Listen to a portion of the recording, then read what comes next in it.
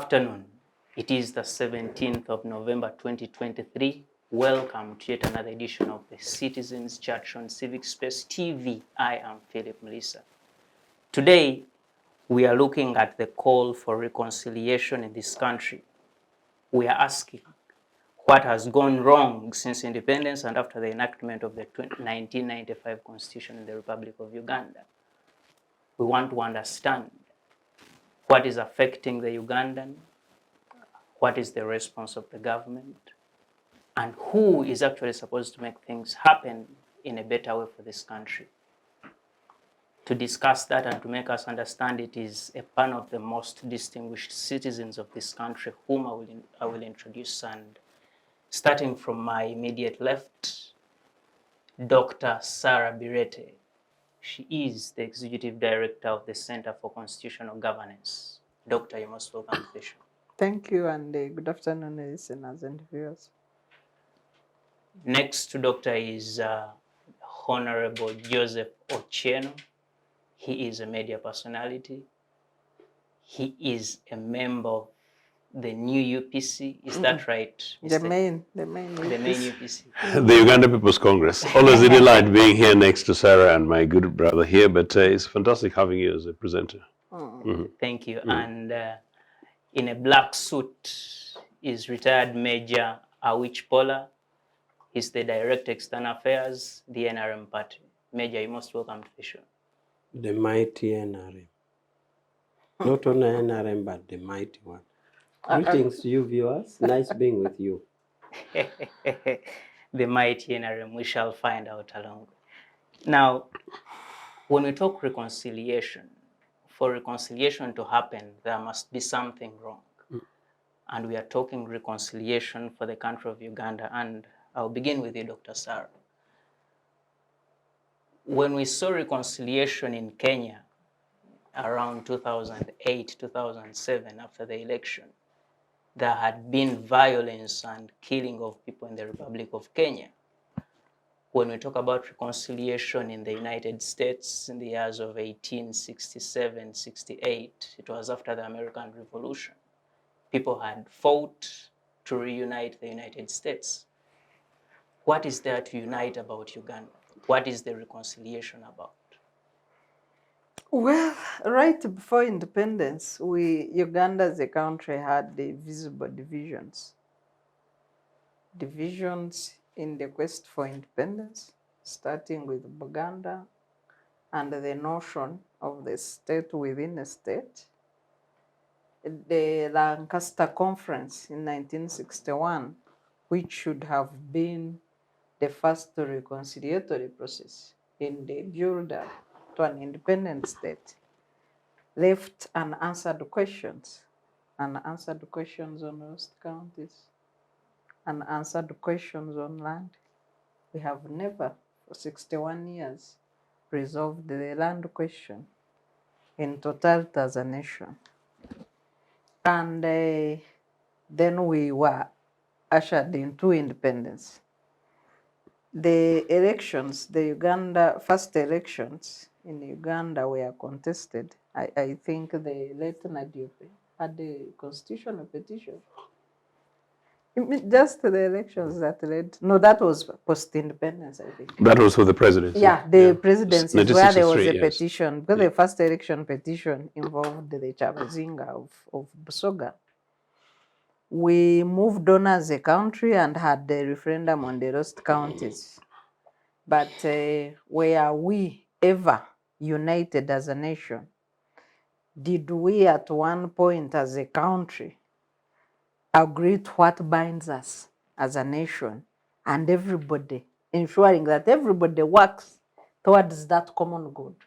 I think that the debate on whether we have ever agreed and established the common good that unites everybody, regardless of your political, ethnical background or whatever, is the question that remains unanswered today. We have had challenges since then, contestations for political power and peaceful transition. That has almost never happened, because even the commission that we talk about that transited, the commission of 3 that transited really was largely ceremonial. So it neither had power to pass on or retain. But that's the only transition that we talk about to the interim commission in the run-up to the 1980 elections. So it's also not meaningful transition of power because they were largely ceremonial. When it comes to our turbulent history in brief, we have had a country, for example, first where power only changes through the force of arms. So we have more or less bullet democracy. Even when the NRM prides into stability and ushering in peace, we are yet to see whether power can change political power without the use of arms. Already we have the use of arms in elections.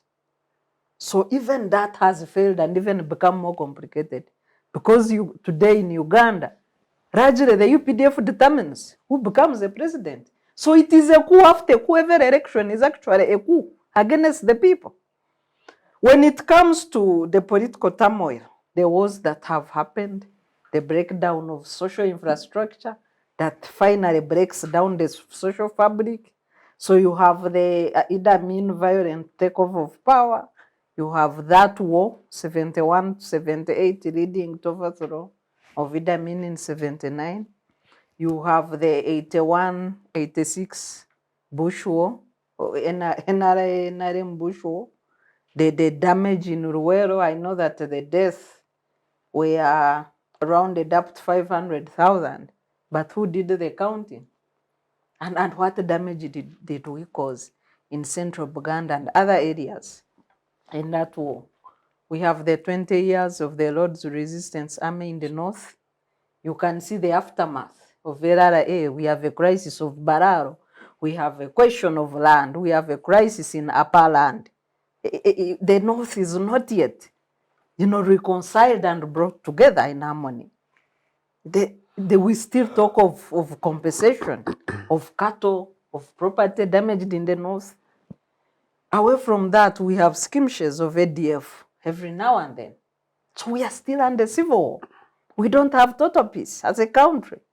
I think a year does not pass without ADF attacks against the citizens, including killing our guests, the recent murdered tourists who were guests of this country.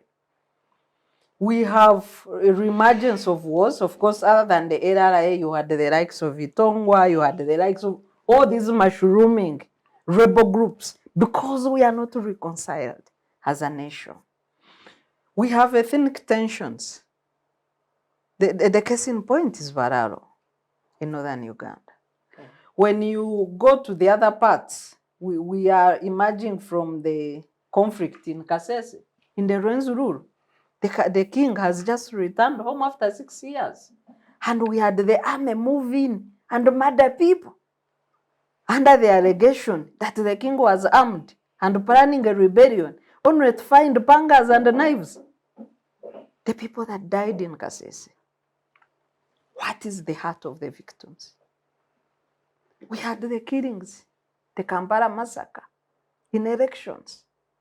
Official deaths are 54. But other sources say we are in 100 plus deaths. Notable among the deaths were a P6 child who was going to buy airtime and a Chambogo retired lecturer who was going to ATM under the guise of repressing opposition in this country.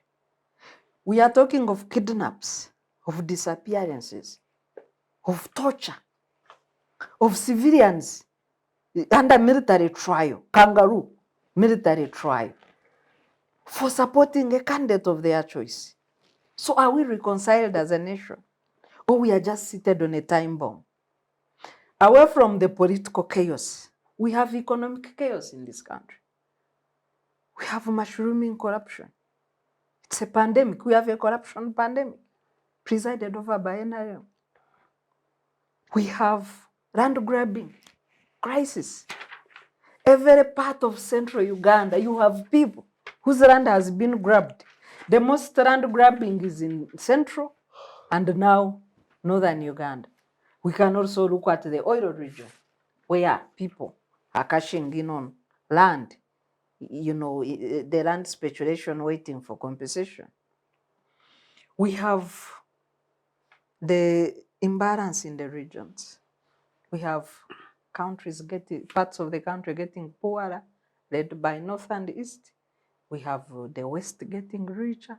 We have the Central in between, because of the nature, the cosmopolitan nature of a capital city that they host, but also by virtue of the presence of everybody, because it's the center of business, and Kampala being the fulcrum then of money exchange in the country.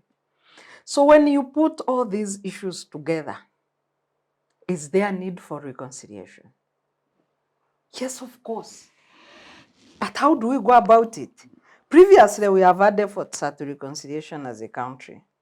There was an attempt to set up a Truth and Reconciliation Commission under Legal Notes number 5 and the Commissions of Inquiry Act that led to the setup of the Justice Arthur Odell Commission to investigate, among other things, key on the investigative line for that commission were forced disappearances, forced displacement, discrimination, arbitrary arrests, detention, and torture. When I was looking back at the terms of reference for the Arthur Odell Truth and Reconciliation Commission, one would think that the commission is just being set today, because we are exactly where we were in 1986. Yes, thank you so much, Doctor. And you said a couple of interesting but sad things, among which is corruption, abductions, land grabbing. To mention, Honorable Joseph, the UPC you represent has been in power twice in this country. Perhaps you contributed a lot to this crisis Dr. just illustrated to us. How did we just get here as a country? Yeah, fortunately, the UPC has been in government twice, and it's only the UPC that has gone into government with the mandate of the people. And it's the UPC that has only never been defeated while in government, primarily because of its track record, but partly also because, unfortunately, twice UPC was overthrown violently. And 3, because UPC being overthrown violently first by foreign interests, using a few individuals for whom national interest is thrown aside, but what would say their tummies and self-interests, as now has been perfected by NRA. And in many other cases, some of our colleagues as citizens of this country, in politics, who instead of seeking long-term view and future of this country, look for their short-term interests, and sometimes then begin to think that an enemy to an enemy is necessarily, meaning an enemy to an opponent is a friend, and so therefore bring us in this quagmire. So yes, it happens that some of these violations were referred to during 2 UPC administrations. Thankfully, as Sarah says, interestingly, when you look back to the NRA's so-called Truth and Reconciliation Commission thing, it was a farce. We considered it so as UPC at the time. We considered it today. And Sarah, when in 2005, with the mandate of Milton Obote, tabled a proposal at Uganda House that we need a National Truth and Reconciliation Commission, Museveni has never responded to this. And that was actually way back before even Obote died. Museveni has never responded to this. But I gave a very deliberately comprehensive proposal, one that NRA was very selective on its approach to so-called truth and reconciliation that they did. It was basically a victor's thing to headhunt UPC-leaning people or opponents of NRA of the bush, and they thought at that stage maybe they would pick a sufficient fodder for them to run with it, including legitimizing themselves, and in fact, including giving themselves some kind of moral credits and authority, considering the atrocities they had committed in Luwero. On the basis of what we're saying in 2005, I am still convinced today that in the likely event that I am president of this party, Sarah, I'll continue to push this. And of course, part of the question that you ask, but we'll discuss it later, is what form and who pushes this. that as UPC, we've been completely committed to the idea of a National Truth and Reconciliation Commission. So throwing reconciliation is actually, to me, rather a vague thing. So as you rightly say, who reconciling what? Sarah helps you in terms of contextualizing it. We need a National Truth and Reconciliation Commission whose timeline, in the very least, must start from independence as of 9th of October. But people would argue that we take back to 1926, including when the Banyarwanda gets citizenship in this country. We could argue, I'm just saying for argument's sake. But ideally, fairly, from 1962 at independence.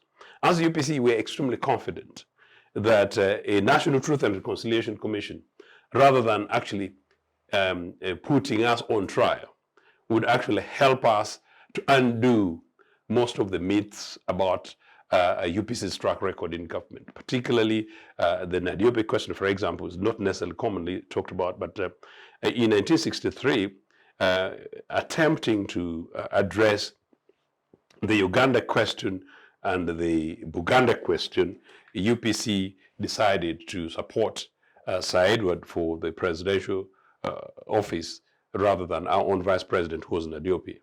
And Nadiope wasn't particularly amused about that, and that's one of the reasons why we actually had a major dispute internal as a party.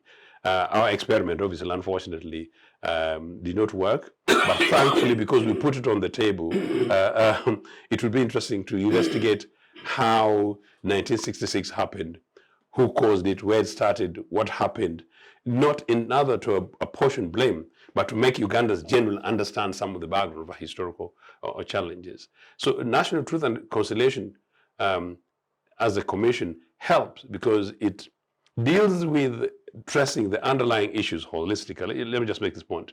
Holistically, bring up the issues on the table, and where errors have been made or committed, you have a conversation about it, and then you seek to reconcile. So reconciliation, because your topic is reconciliation. Me, I'm talking about truth and reconciliation, and the National Truth and Reconciliation in a very holistic way. In other words, I'm suggesting something far bigger, but in a much more holistic way like that. But of course, since you asked me... I want to engage you on that particular point. Yeah. You mentioned the Nadiope incident, and Doctor here talked about the 1960 division, a state within a state, and so on.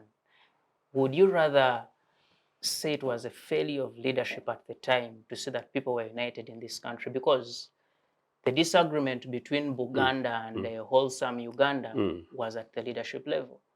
The disagreement between UPC and Buganda Kingdom was at the leadership level. Was it a failure of leadership? No, actually not. In fact, if you go to the background, and that's why it's very important, particularly for the young viewers, most of whom, in fact, all of whom would not have been there, and most of whom actually don't have this background. At independence in 1962, and I can talk about that much later, we deliberately wanted a government of national unity. And that was a lost opportunity because DP refused to join that. Now, part of this conversation, DP's refusal will have to be investigated on the basis of DP's relationship with KY, because UPC was the innocent partner here. We're just offering a government. Number two, as I said, in 1963, what was the spirit under which UPC said that we should support the Kabaka, the king of Buganda, to become the titular president rather than our own, who was Nadiope? In fact, Sarah, the proposal for a titular president was that these would be positions that ideally would rotate amongst the kingdom leaders, the kings. So maybe Buganda, next one Busoga, maybe, ceremonial positions at that one. Yeah. And so the argument then, and it was a very sensible argument from Uganda People's Congress, that ideally let the king of Buganda be the first to take that. And it did not matter whether or not the king basically was a member of UPC. Surely UPC should not be blamed for that, including the thinking. But it links, Philip, to the point Sarah was trying to talk about, the national question, the identity question, the nation within a nation. The nation within a nation is Buganda versus Uganda. We were actually trying to address that by helping Buganda to see itself as part of Uganda. Now, the fact that Buganda opted to take the route that it did take Buganda really should be the one on trial on this very particular matter. Now, fast forward to because you asked me generally, the UPC2, our UPC2, yeah, then of course it came to 1966. The UPC2 crisis before that, our economic attempt, because Sarah talked about economic equality, which is extremely important. Our ideological leadings and economic programs of the 60s will have to be investigated a part of this, because there will be some people who will have their grievances. Some Asians might say that, well, we had already started bringing some of the issues that caused them in to do that. But fast forward to the two things. One, we had elections that we won. Museveni has never proved otherwise. We asked the DP to join again a national government of national unity in 1981. They refused. And then Luwero War, that was a war that started by Museveni. He went to Luwero. The only thing that I'm very open about this as UPC lead, by them genuinely interested in this thing. We must investigate Luwero. We must investigate 1980 general elections. We must investigate all this. But in far as Luwero is concerned, Museveni is the man most seeming in Luwero than the UPC government, which was basically an elected government seeking to defend the territorial integrity of Uganda. And we want to know who were the people who were fighters down there. Were they Ugandan citizens? Who were the people arming these people? How many, like Sarah generally killed? How many killed of the scars? How many genuine were there? I want to know if Museveni killed only 10 and whether or not all of them were combatants or not. Those are the conversations that will be very important for us going forward. But we do so not to hang people. We do so to genuinely know the truth, get a starting somewhere in Uganda in which we say all of us are not saints, but to give a possibility for the likes of the Phillips and the majority of your viewers to say that where can we learn lessons of the past? What are the experiences we have today so that we're able to build a good Uganda for the future? Thank you so much. Perhaps Major Awich will respond to that, but also Major, Honorable Ochieno here, who represents the UPC, but also Dr. Bireete, who fairly represents the citizens of this country, have been fair enough to highlight the challenges that came before independence, but also during the UPC leadership. And you as the NRM had the opportunity to correct all these, but also steer a reconciled Uganda. You have failed as the NRM. Why?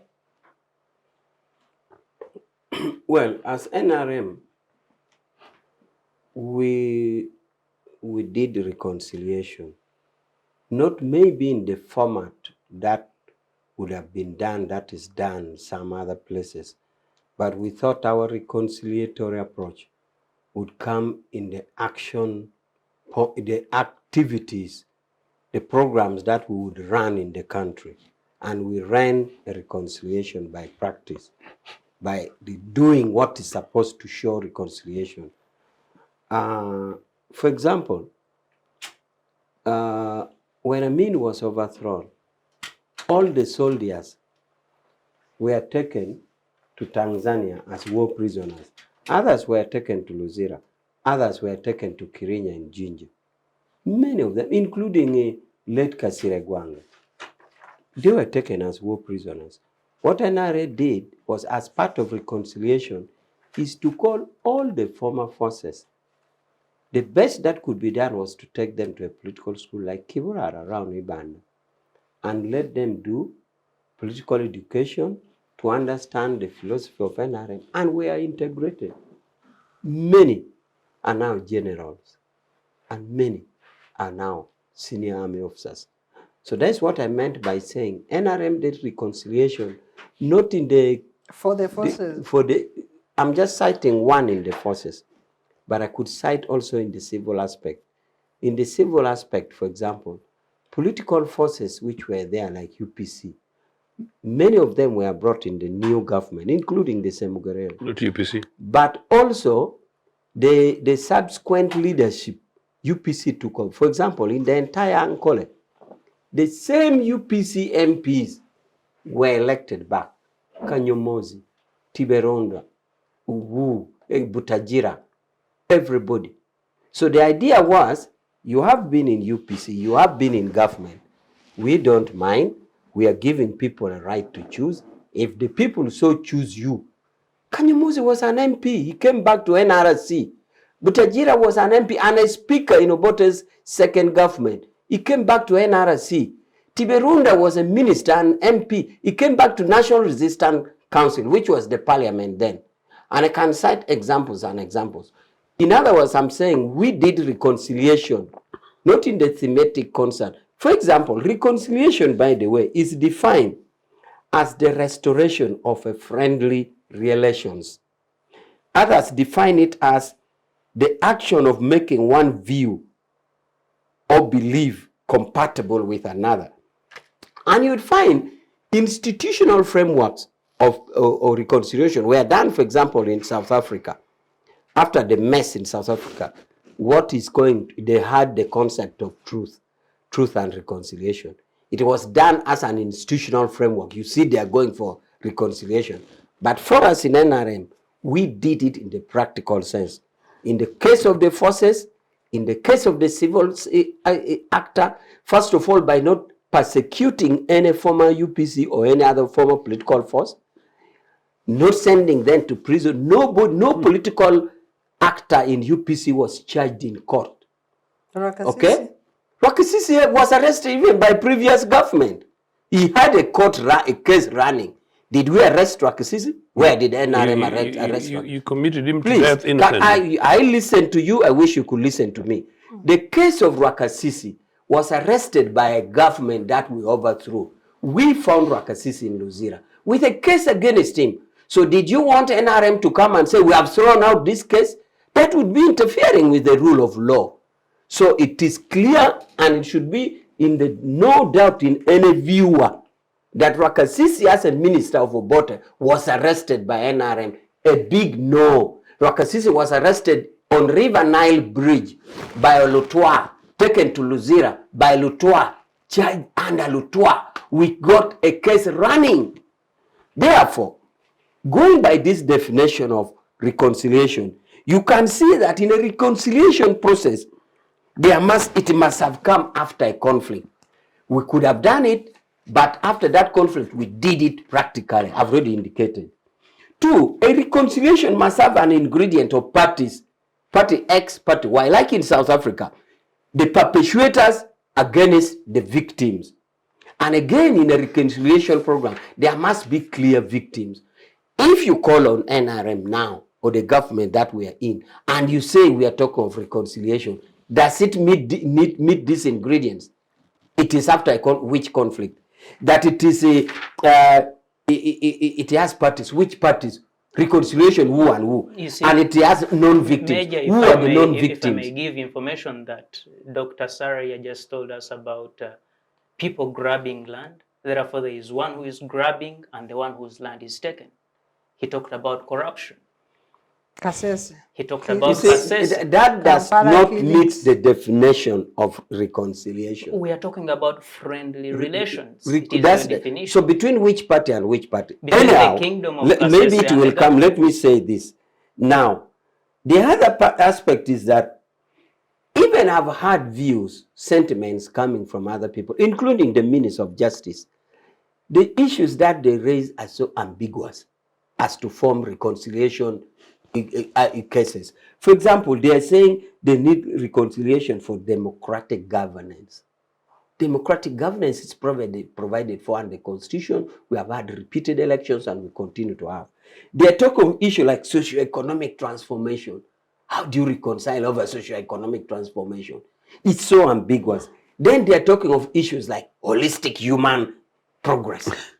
It's like we are talking loud-sounding something. We're going to have a reconciliation of holistic human progress. What is that reconciliation? In South Africa, the reconciliation was apartheid regime by the white regime had persecuted the blacks. They had imprisoned the blacks. They had killed the blacks on the street. They had told the blacks, don't go to this bar. This bar is for the white. Don't go to this toilet. This toilet is for the white, it's not for the black. It was clear. You could see there's party A against party B. Therefore, the need for reconciliation. Major Awich, if I may give information, in Kenya, 2007-2008, it was an election. Kibaki declared winner. Odinga disagrees. People run into each other. They fight. Clearly, you have actually helped my case. The case is a reconciliation comes after two parties. You could see in Kenya there was fighting. Party A fighting Party B, and they were killing each other. So you have saved me. I am saying such a situation doesn't warrant here. Major, in 2021, you had government descend on citizens, kill 54 in the capital city. That's not true. But look at the case of Kenya. Look at the case of Kenya. Think honestly and see if Kenyan situation fits Uganda. No way. If you don't know. Anyway, no, I will let you proceed. Okay. I wish you take notes the way I do. Oh, okay. Okay? I don't need to. Now, it goes further to say these ambiguous ingredients we are supposed to reconcile over, which are being said by the Mao, democratic governance, socio-economic transformation, holistic human progress, those ambiguous. You would wonder whether we are going to reconcile. Are we going to reconcile the poor and the rich? Are we going to socio-economic transformation? So you'd see that there are no clear issues of reconciliation. And this lack of unclarity is not because those who are advocating are not maybe wise people. It's just because the condition on the ground doesn't warrant. They are just manufacturing issues. The other thing that is, which platform? The platform that you could have, like in the case of South Africa, because there were clear-cut victims, Party A versus Party B, the apartheid regime versus the democratic black. It is easier to generate a platform. You can enact and law in a parliament, creating a reconciliation act or commission or something. It was easy that way. But here, you'd get in problem to get which platform. Some say religious leaders. Religious leaders. Remember, we have a constitution, the grand norm. So everything that we talk must fit within the scheme of the grand norm. So I do not see in the grand norm how religious leaders are going to come in, how a group of elders are going to come in, how a group of, I just don't know. But this could only come if conditions on the ground warranted, like the condition in Kenya were clear-cut which warranted, like the condition in South Africa were clear-cut which warranted. There were victims, there were perpetrators. Major, which you underscore 54 deaths in this country. I don't underscore. I have ever said here, and I will repeat, that the claim of 54, including the claim that government conceded to that claim, And I it's still a cabinet need to do resolution. it. Because maybe somebody was sleeping. You see, the city of Berlin, from east to west Berlin, is like Natete to Jinja. That is one city. Honestly, Kampala city, from Jinja Road, where Electoral Commission was, to Wandegea, and that is the end of the city. You tell me 54 people were dying there. That would be like every 10 meters, dead body, dead body, dead body. So this claim of 54, whoever authored and whoever accepted that a small city of Kampala, which you would think is as big as Berlin, Berlin is from Natete to Jinja, that is one city.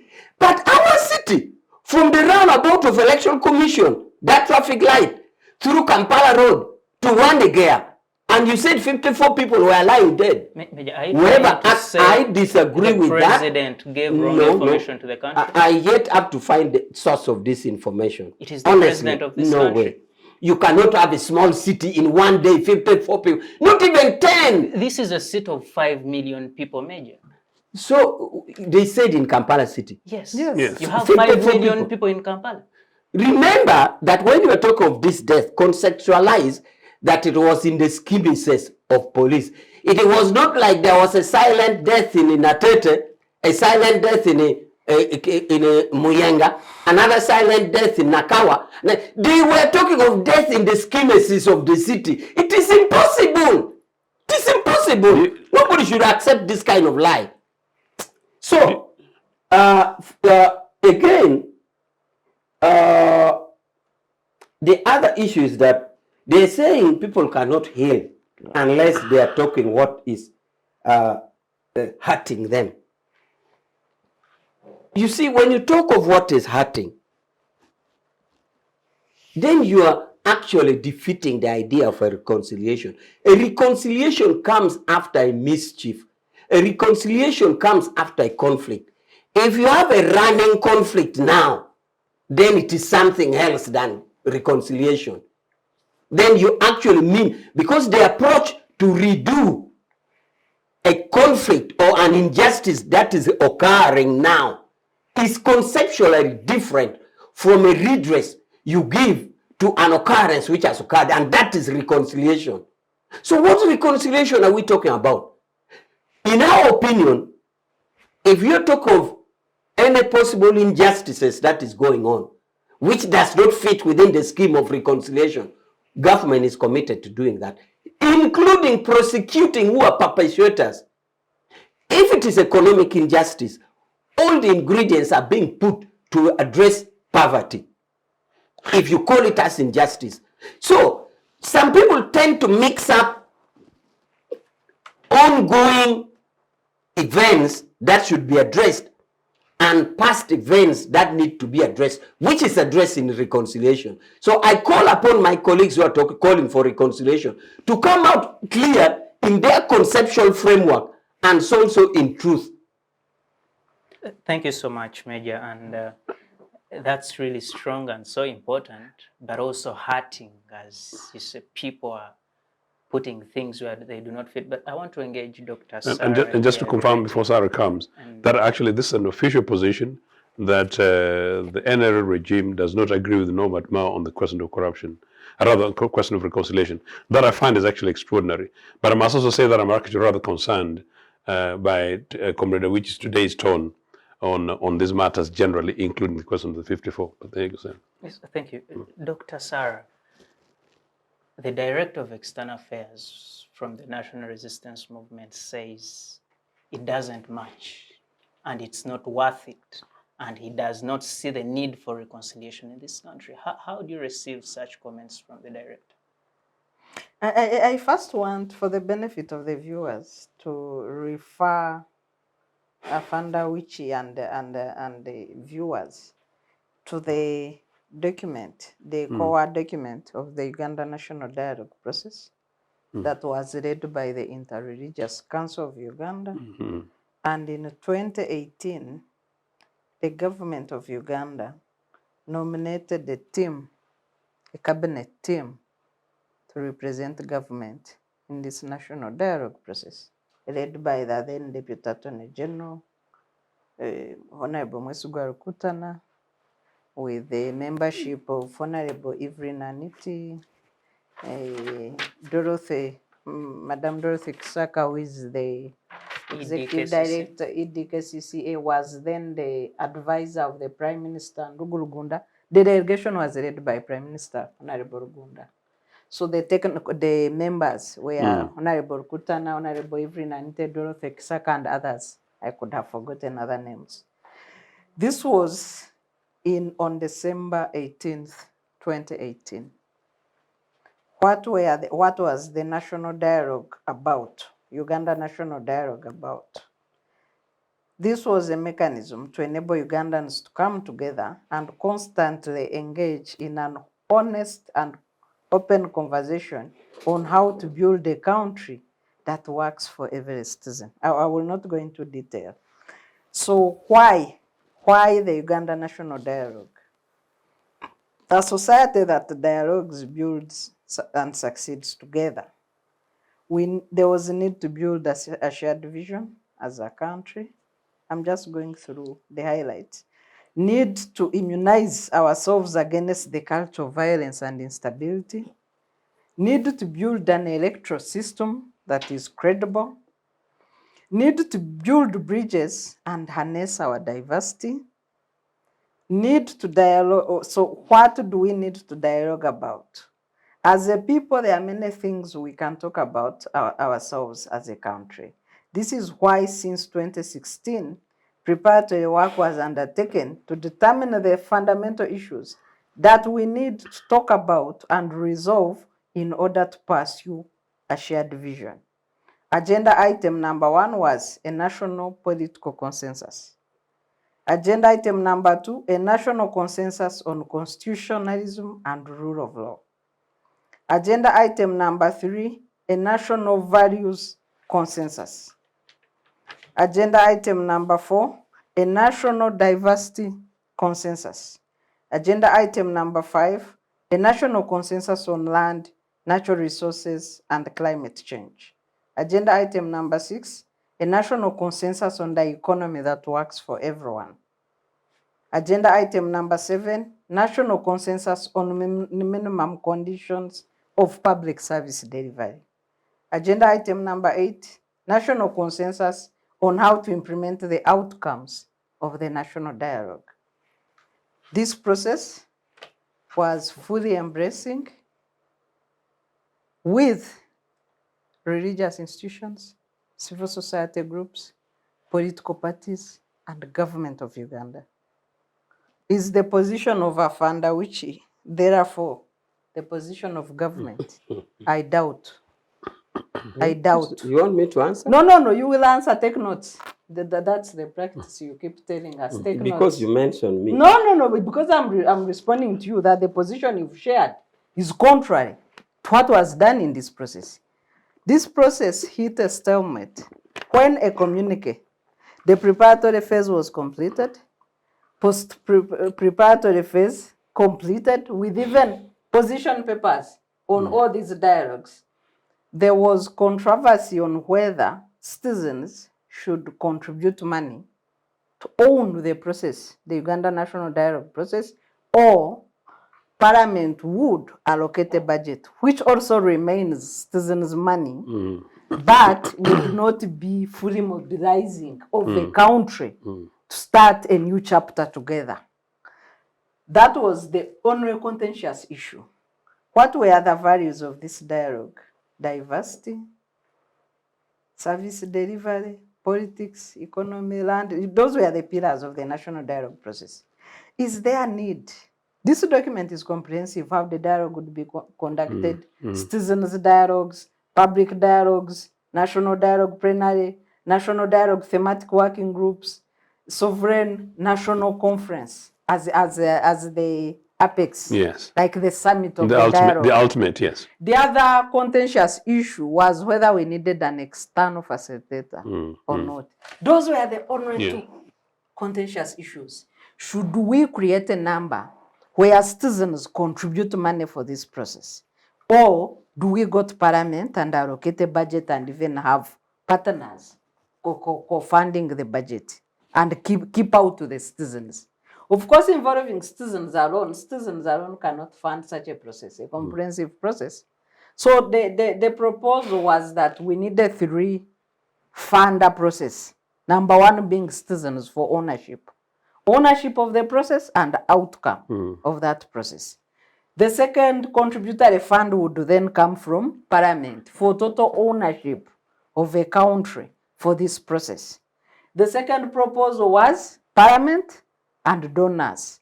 And the government favored the second proposal, whereas the proponents from civil society and religious groups favored the first proposal of citizens and Parliament, which is full citizen funding. Those were the only two contentious issues in this process.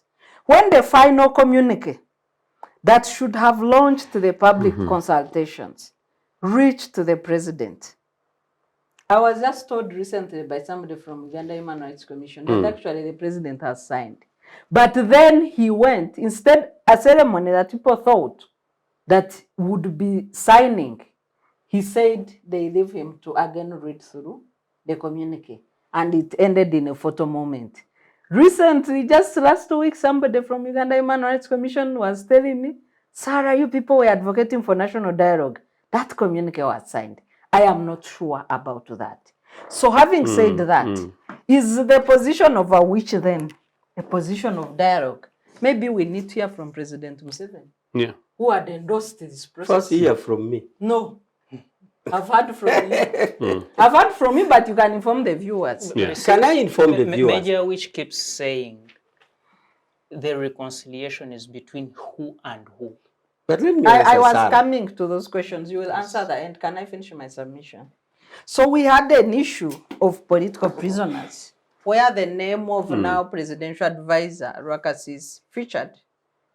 Rokasis happens to come from my area, a Greater Busheni, after the divisions and multiplication of districts. We don't even know where the boundaries are. So he was indeed arrested after the coup. Basilio, then Ruto, that happened in one day. There was a change of power, I think in a day or two.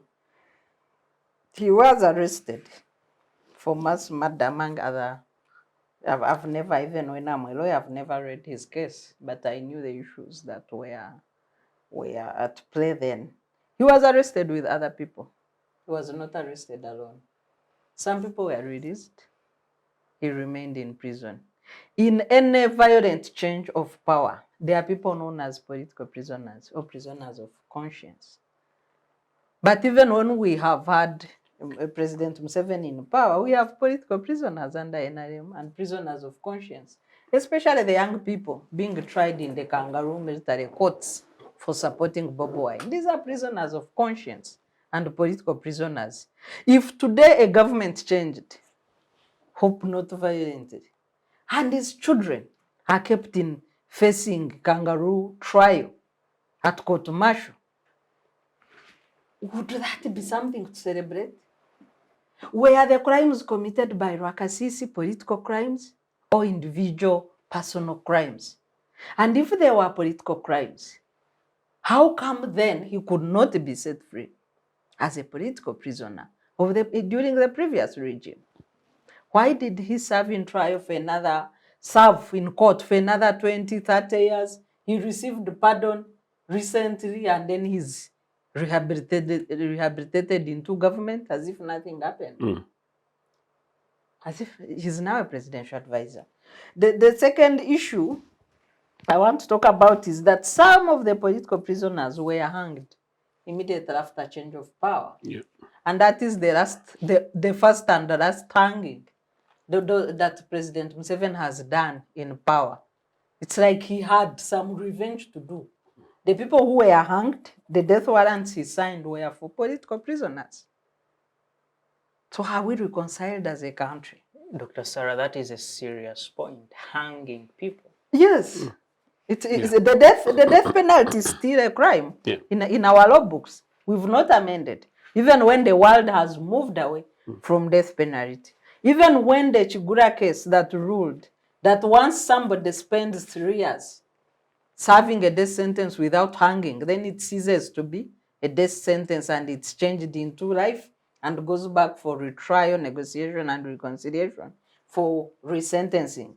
We still have the death penalty in our law books, even the Constitution. So when Awich Pollar says that there are no perpetrators and victims, and therefore the talk about reconciliation is idle talk, because this is what he labored to explain, that the talk about dialogue, the talk about reconciliation in this country is idle talk. I think this is contempt of citizens. This is contempt of our sovereignty. You abuse human rights in this country on a daily basis. You torture Ugandans. You kill Ugandans to keep power. And you think that there are no grievances? You are seated on the blood of people.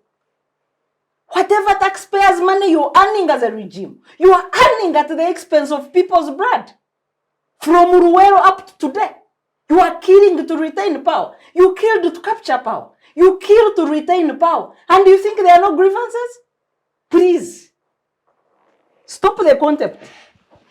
Thank you. And that is really very sad. And You want? But It's my turn, isn't it? before I come to you, Major Awich, Honorable Joseph, everything that is being cited here rotates around politicians, and you are one. In the evening of trying to create a reconciliation for this country, do we see political will in creating a reconciliation in Uganda?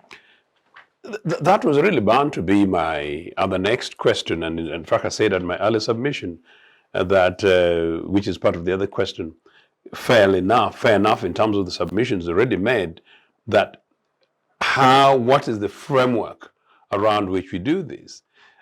Sarah's submissions, particularly on the attempts at national dialogue, gives a guidance on this. These are political matters, and in fact, it is quite clearly common sense. It must be led, but must be led by leaders, men and women, at the helm of this country who are committed to a future for you and a future for the predominant majority of the young people watching this. But they need to be men and women with humility, men and women who respect the institutions and the offices that they hold, and men and women who have a semblance of conscience. Let me tell you this quickly. One, the death warrant, the death penalty thing, is as obnoxious as it's something that I can't wait to get rid of the statute. If I were president of the Republic tomorrow, it would be amongst the first things. And I'm not saying it out of this. It's something we've been saying systematically and consistently. And in fact, for me, I picked it as an equipment of campaign in 2002. 2002, Sarah, with Milton Obote at his balcony in Lusaka. We concluded it has got to go off statute book. Do you know what? The founder president of the Republic of Uganda, he said twice he was president, and twice he never signed a single death penalty. And Obote is saying that, Joe, I am not. I can't do God. That even if the courts did, it was not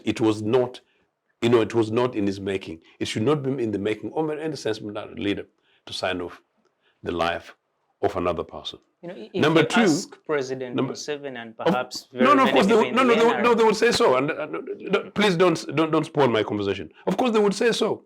Museveni has lived on propaganda since the 70s, hasn't he? And Museveni sometimes boasts about his propaganda about being the saint in the 60s. No, let me just. Are you saying the Obote government did not kill any people? You're turning my conversation. Just allow me to make the submissions, because this is actually a very serious topic. It's a very serious topic, and considering the posture and tone my brother Awich has taken, and actually the line followed by what Sarah said, I think allow us to remain stream this conversation and not to point score quite clearly, because it's a serious matter, and I think it's possibly at the heart of the mess in this nationhood, that impunity happens and people think it's business as usual.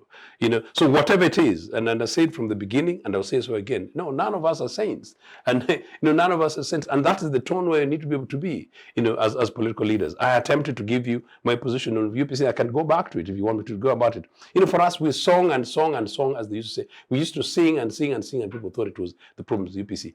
At this stage, thankfully, after 40 years of NRA, and considering the massacres in northern Uganda, and consider the massacres in Mukura, and consider the massacres in Kasese, if you, without the context, and consider the massacres at Kampala, that Comrade which wants to suggest that the city of Kampala, when it comes to issues of atrocities, you limit it to Jinja, between Jinja Road and the beginning of Kampala Road, Bombo Road. These are serious matters, things that have happened in this country.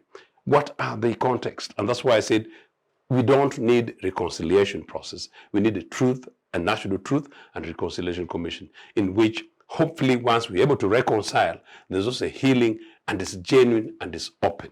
That's what we need to do. And then a final underscore, if you want a final point to make relating to this, because I don't really want to say much beyond what Sarah said, is that, look, Comrade which dismisses reasons around NRA.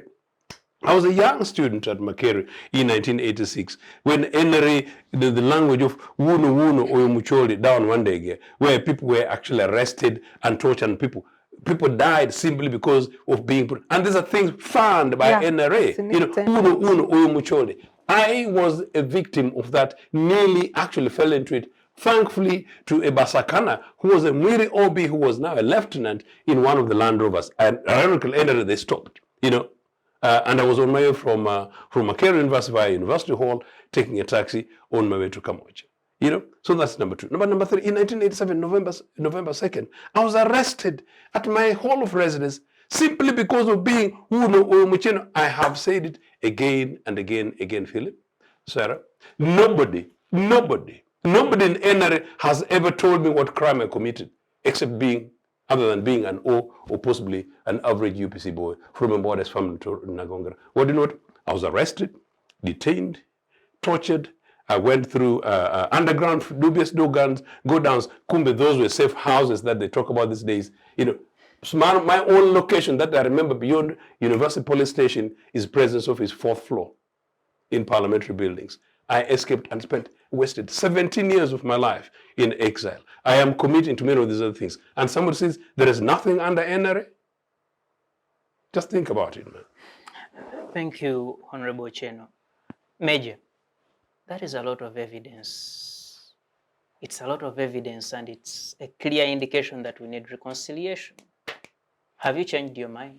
Not at all. I've just come to clear the air. Not at all. You see, I start clearing the air from Sarah, who is from Gueranyanye, who is my permanent wife of Ntare OB. So she knows the Ntare, and I can't quarrel with her. We are permanently one. Now Sarah starts by saying and asking a document about national dialogue. Remember the words, national dialogue. The definition is different from a reconciliation. And that was my point.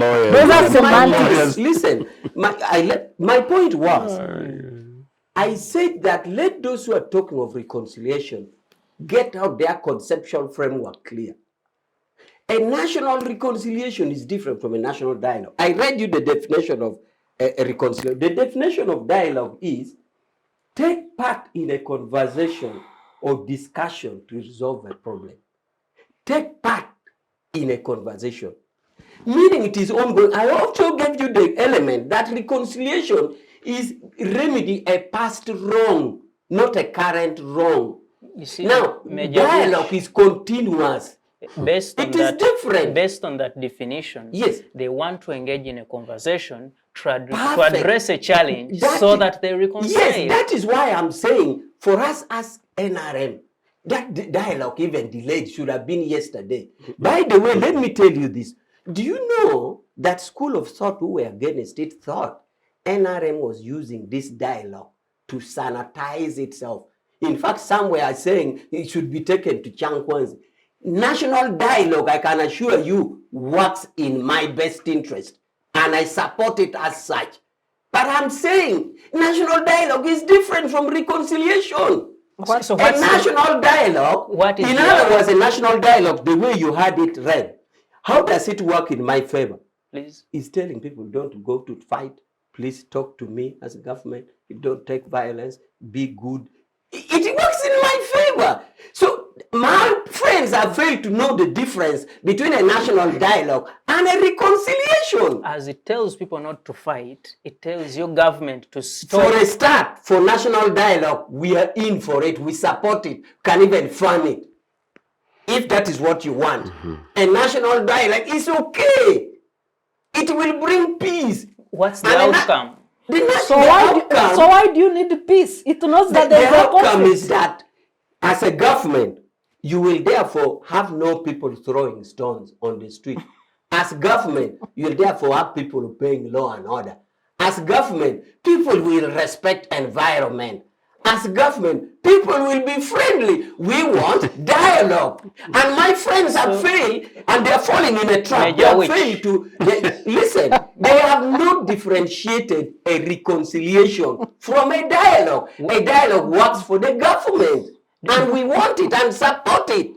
When you say people will stop throwing stones and being violent, you heard what she read? It means there's a problem. They are not happy. Do you agree people are not happy? They are not happy. I have said dialogue addresses ongoing injustice. I listed whether economic, I listed whether political, I listed everything. That is what dialogue does. And reconciliation where people have been wrong? Addresses a past wrong. Yes. Please, presenter, if you don't learn the difference now, you will not. There's a difference. If you talk of the South African reconciliation, you are not talking of what was happening in South Africa then. You are talking of what apartheid did. That is reconciliation. Let me you see, the part why government would not want reconciliation, let me tell you the secret. Reconciliation actually implies wrong on a person in government, yes, or a person who had power. It is a confession. It is a saying, oh, forgive me, I've made a mistake. It is only wrong, but all the same for a past mistake. So a reconciliation is different from a national dialogue. A national dialogue, we support it. It actually cools situation and makes governance easy. How did these situations become hot? The Because situation you're talking becomes about- hot in that we live in a community, we live in a society. Over and again, because of the resources that we have, you are bound to have conflict. Even in a family of a wife and a husband and children, there are always constant conflict. So in a family also, if a head of family or the family members don't sit to talk, you cannot have a good family. So you do not expect a country of 40 million over a long period of time not to have issues. Issues come. It is automatic. We have conflicts even at the family. And when they arise, you reconcile. That's where you get it wrong. When they arise, you dialogue. Dialogue for what purpose? For the problems that have come up in the family. For the problem. Let me ask, are you telling me reconciliation and dialogue is the same? It's semantics. Reconciliation is an outcome of dialogue. It is not. Let- But if what you let me wanted just was read dialogue, for you let's one make a long paragraph. story short. If you wanted a dialogue, let's make a long story short to say Philip. we support dialogue. Let me just If read that is what you one want. But if you paragraph. want a reconciliation, no. Let me just read one paragraph, Please. Mr. Moderator. Please. We need to immunize ourselves. This is the first reason why dialogue. We need to immunize ourselves against the culture of violence and instability. And just the last paragraph, it explains the violence that we have already explained. The Uganda National Dialogue is our opportunity to come together and talk about the torturous past and engage in the process of truth-telling and reconciliation as a means of safeguarding ourselves against the repeat of violence and instability in our country. So that's why I say let's not waste time on semantics.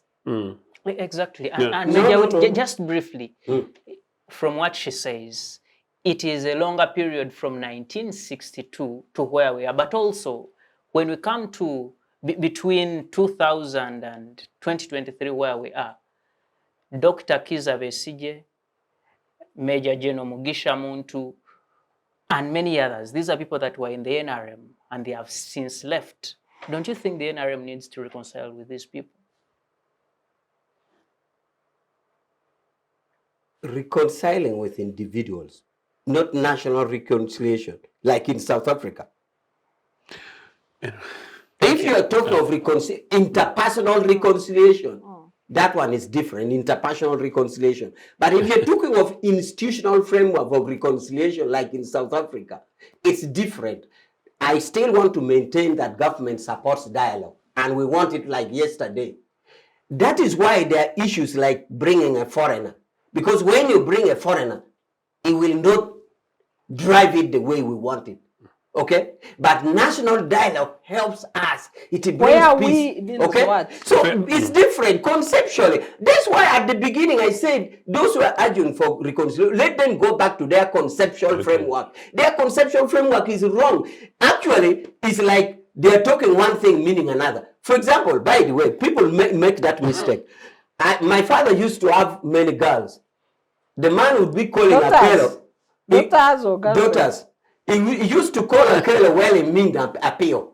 Now, until he starts quarreling, then Akelo said, but daddy, you are calling appeal.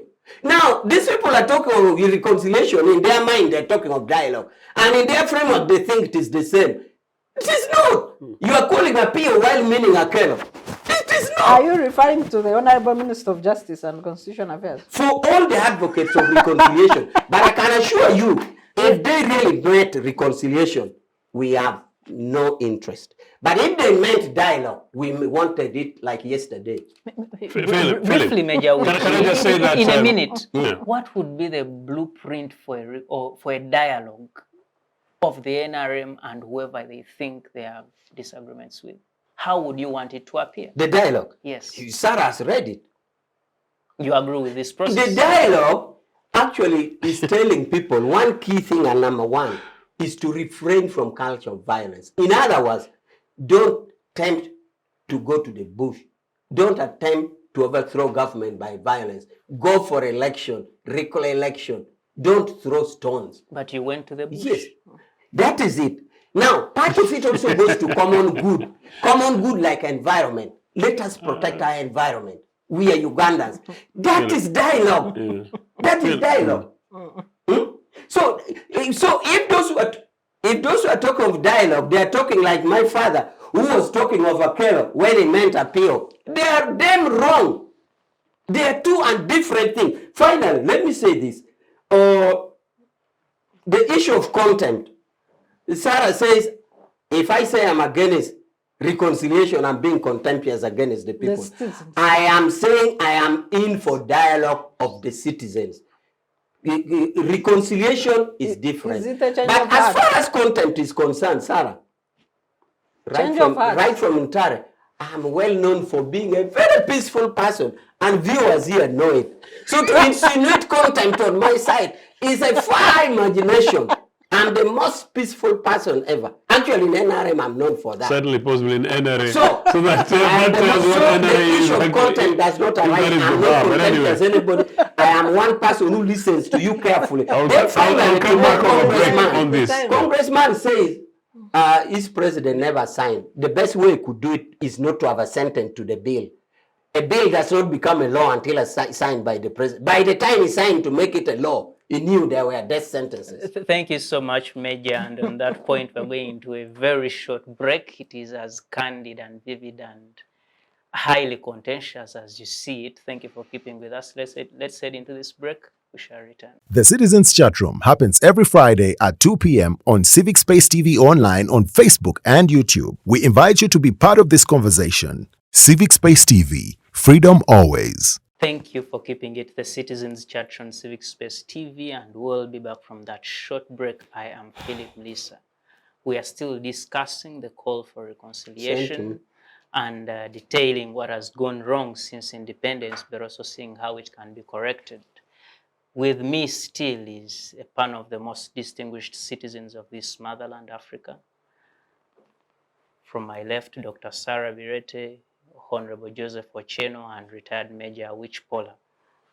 Where we left off, we are talking how we get reconciliation, but I want us to get into the specifics of how this reconciliation has to be. And coming to you, Dr. Sarah, for example, in the Gambia, we saw a Truth and Reconciliation Commission after the fall of President Yahya Jammeh. And what they did in that country, they said, let us bring out the truth, reconcile, but the commission was mandated to recommend people who could be taken to courts of law and charged and prosecuted and sentenced to prison, which is different from what was in South Africa. You had to reconcile and keep it at that. When we come to this country, the reconciliation we sing in Uganda, should it be telling the truth and reconciling, or the commission should actually recommend that person X should go and pay for what he did? You see, Uganda has had several commissions of inquiry because a Truth and Reconciliation, although a bit different, but I want to refer to our Commissions of Inquiry Act, a basis through which the Justice Odell Commission was constituted in 1986 and implemented, and it worked for 8 years under that legal framework. The Justice Odell Commission came up with several recommendations.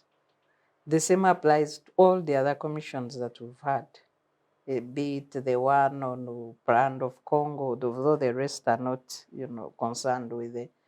You have the Land Commission by Justice Wamgemeri and so many others. I think I've lost count because the recommendations are never implemented.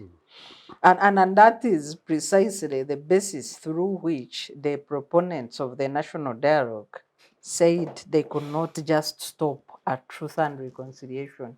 They needed a much more bigger process that would come up with tangible outputs that would bind everyone.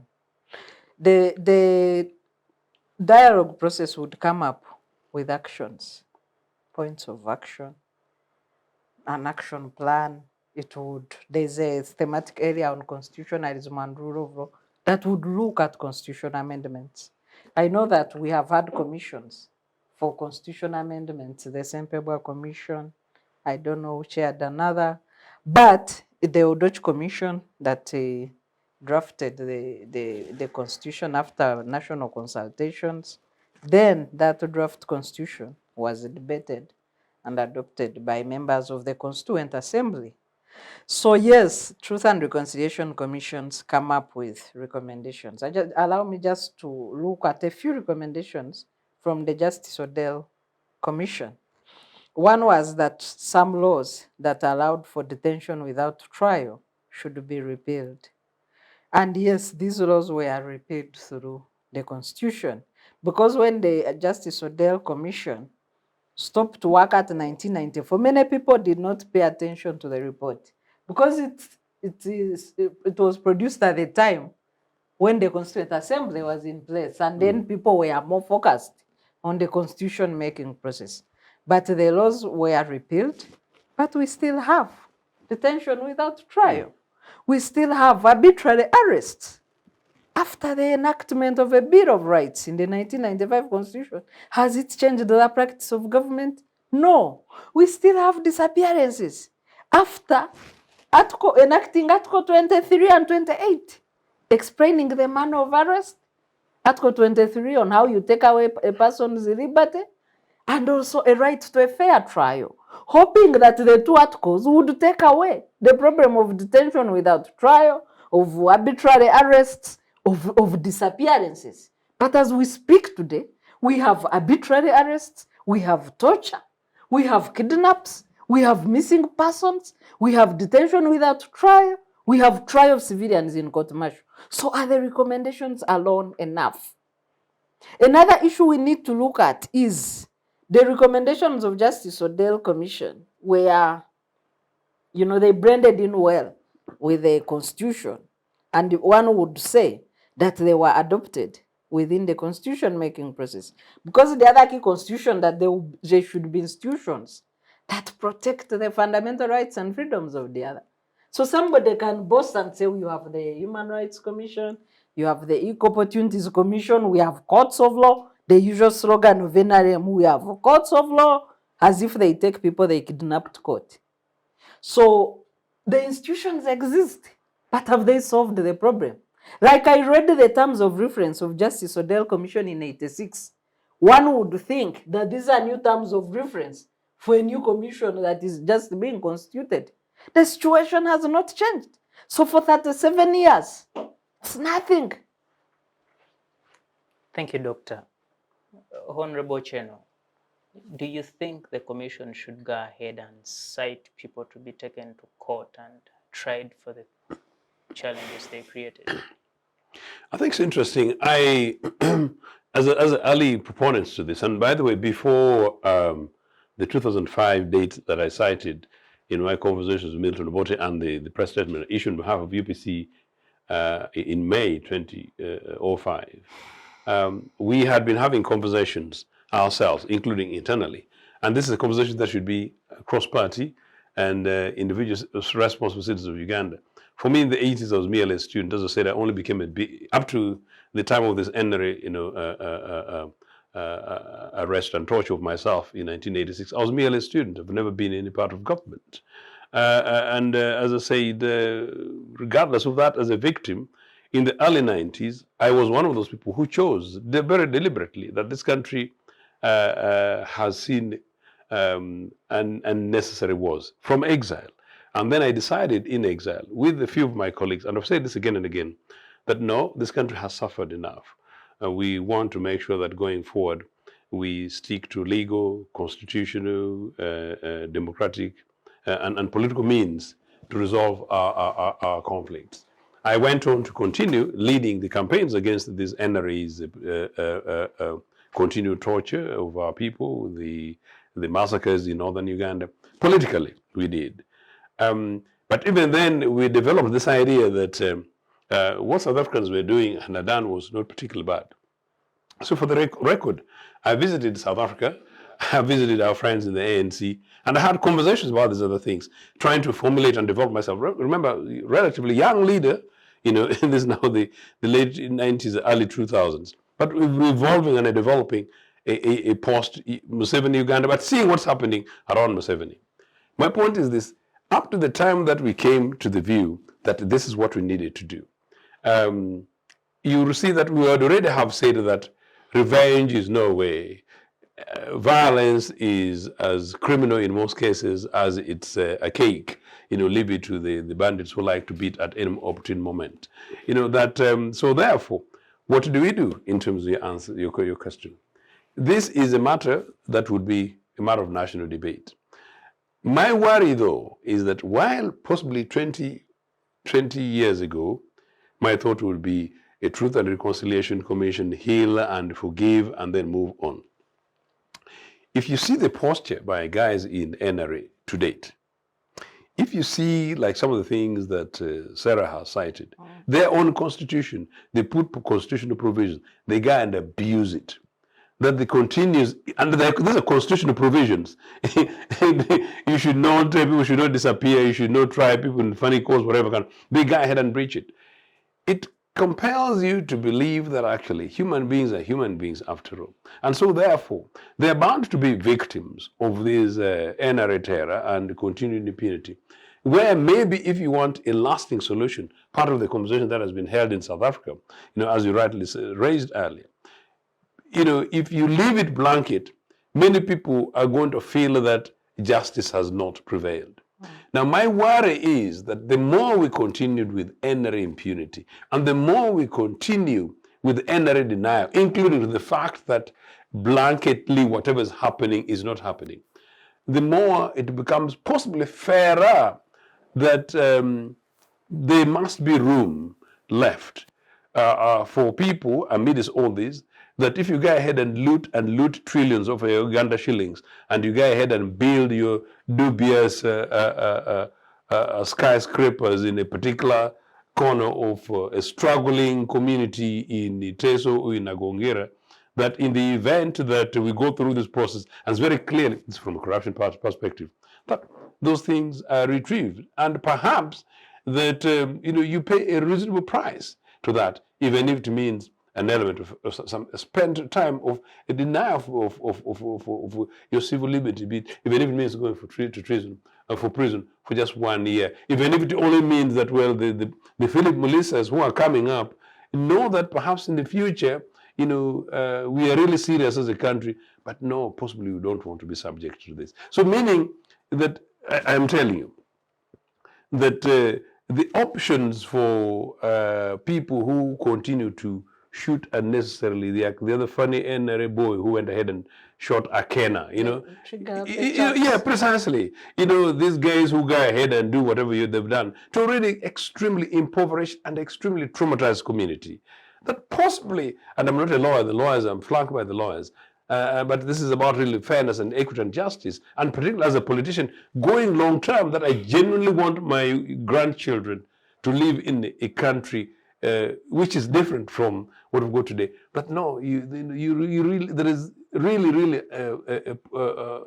a need to leave that option of people facing reasonable consequences. And don't you think that would keep alienating people like Major Awich from the ideas of reconciliation? Can I actually tell you, that's very interesting you asked that. This conversation we are having, it's not begging any Ugandan.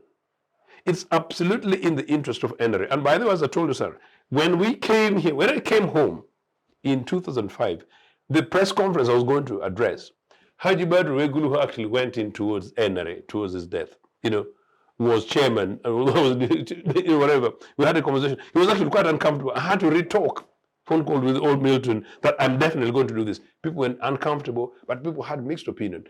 No. A National Truth and Reconciliation Commission in this country, whatever form it takes, it serves the best interest of NRA. Because let me tell you this, we could have their equivalent commission and say people found wanting should be committed to prison. You were asking me a question slightly earlier on UPC, on UPC, in which I can go back to that. Are you saying UPC did nothing? No. Can I tell you one thing? If we start from 1962 to date, and you pick individual cases from Kabaka 1966 to 1969 to 83, 84, 85, whatever to date, no, I think you will be very lucky to find a UPC person including Chris Rakasis with alternative views. This is a very comprehensive conversation and very not political. It's very unlikely that you'd find UPC members and UPC leaders wanting in terms of care. The people who would be most worried are NRA today. And so it's really, really genuine in NRA's interest. By the way, I actually called it to Mr. Museveni. Mr. Museveni, it's a soft landing, free gift to you from Mr. Ochieno, you know? So this serves you NRA's interest, because the alternative is that we shall continue going on a vicious cycle. And for leaders like myself, believe that it's our responsibility, not only to calm down the population, but to give people hope. To give people hope. The alternative to that is actually breeding extremism. And when you build extremism, and I know some people in NRA think that they're untouchable, they've reached a stage in which possibly, only some funny Satan from hell comes and sorts them up. No, it is possible that a critical element of the citizens of Uganda say, no, enough is enough, mobilize in this country and organize and get rid of NRA in a manner in which the NRA got rid of their friends, the Okellos. And in such a situation, the consequences would be dire and it would be terrible for NRA. And for those of us who love this country more than ourselves and our parties, we simply think that no, it would be unfair. Because even the NRA guys who would face those extreme cases, they are citizens, and we just believe that no, it is an archaic way to resolve matters, that we need to make sure that no, there is an alternative to violence in this country. Thank you so much for that insight. And Honorable Norbert Mao keeps saying the pressure cooker is soon exploding. Major Awich, Honorable Ochieno says you people are worried. And we've seen the many recommendations Dr. Sarah here has cited, the Justice Odol recommendations, the Justice Wamgemeri recommendations on land. We had recently Professor Penmogi still on land in northern Uganda, and you people are not following these recommendations. Are you indeed worried of the recommendations? Oh, recommendations, if they are lawful authority with the correct mandate should be followed. I think we should examine case by case why each was not followed, or whether it was not followed at all. Others were implemented and maybe we are not aware about it. But if you put a commission like the president does, or whatever format it comes, if it is a lawfully accepted body and comes recommendation, should be abided with. So we need now to do an audit of how many recommendations were made and were not implemented. But as I said, it may be that it was implemented and we are not aware. Major, there is a very famous one, electoral reforms. The Constitutional Court put it out. Very many years down the road, they have not been implemented. What could be the reason? Electoral reforms, I don't remember exactly very well now, but all I remember is that there were recommendations which were given for the reform of which affected Electoral Commission.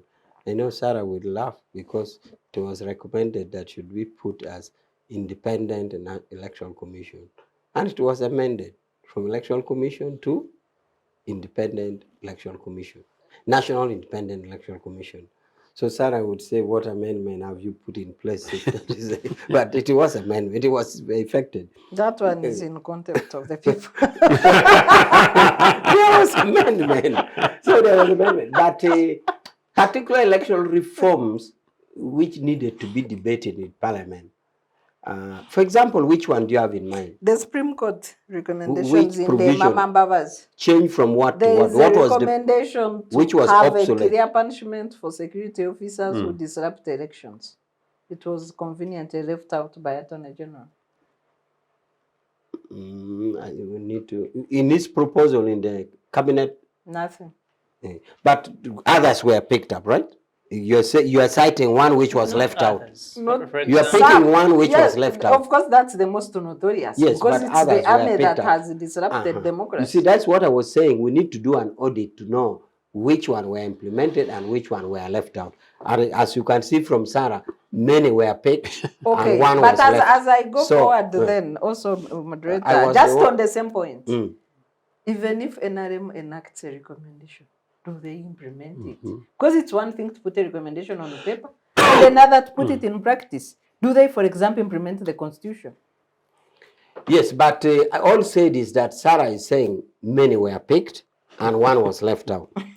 Okay, so that's why at the beginning I'd said we need to audit recommendations which were recommended, which ones were picked, which one were left out, and for which specific reason.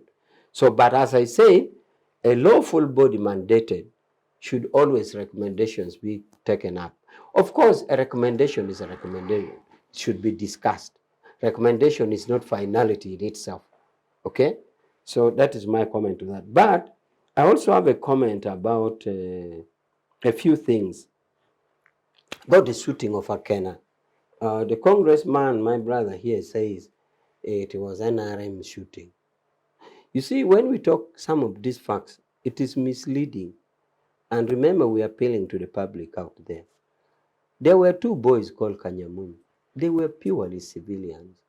So to impute any civilian shooting somebody on the street that is NRM, that is unfortunate. There is Major Awich for a civilian in Matthew Kanyamunyo having a gun and shooting. And I was talking about impunity, yes. Something of concern. So, okay, fine.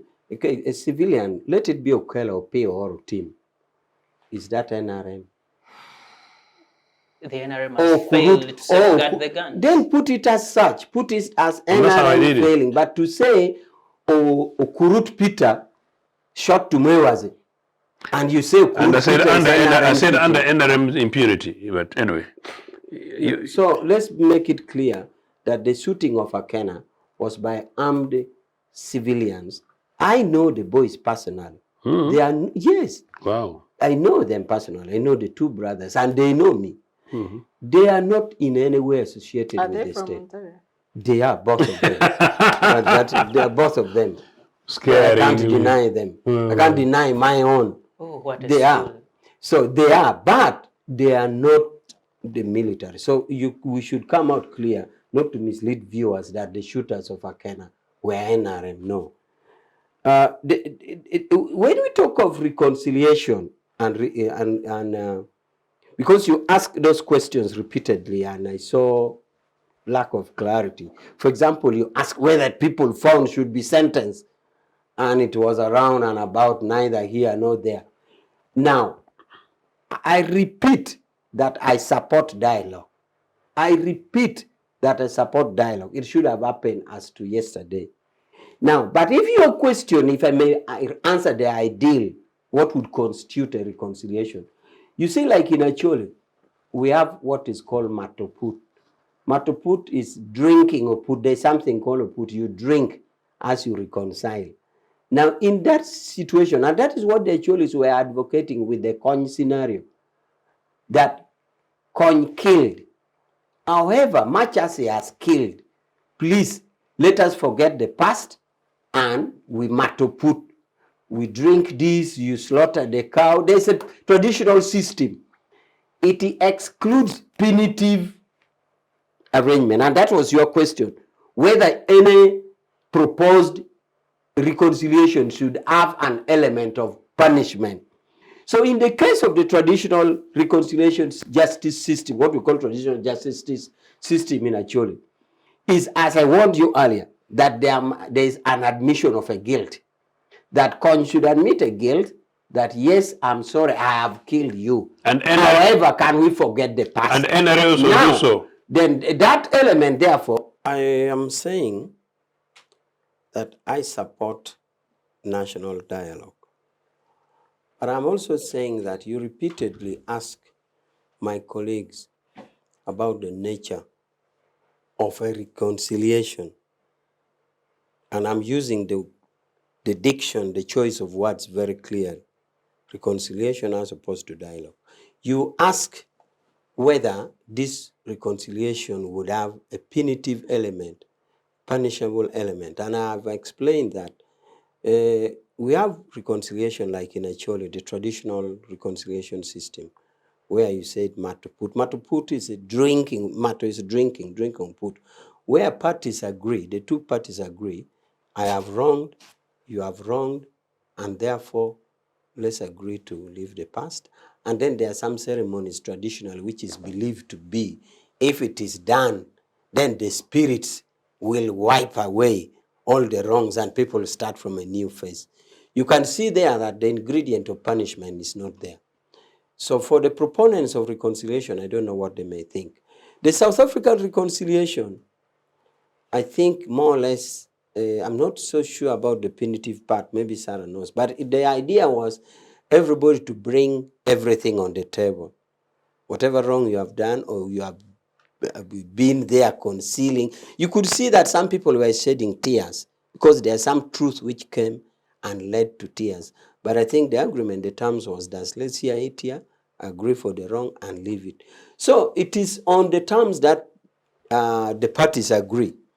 But as I think he says, some school of thought think that if you give this body the power to make indictment, to indict people to court, of course it doesn't have the capacity to sentence.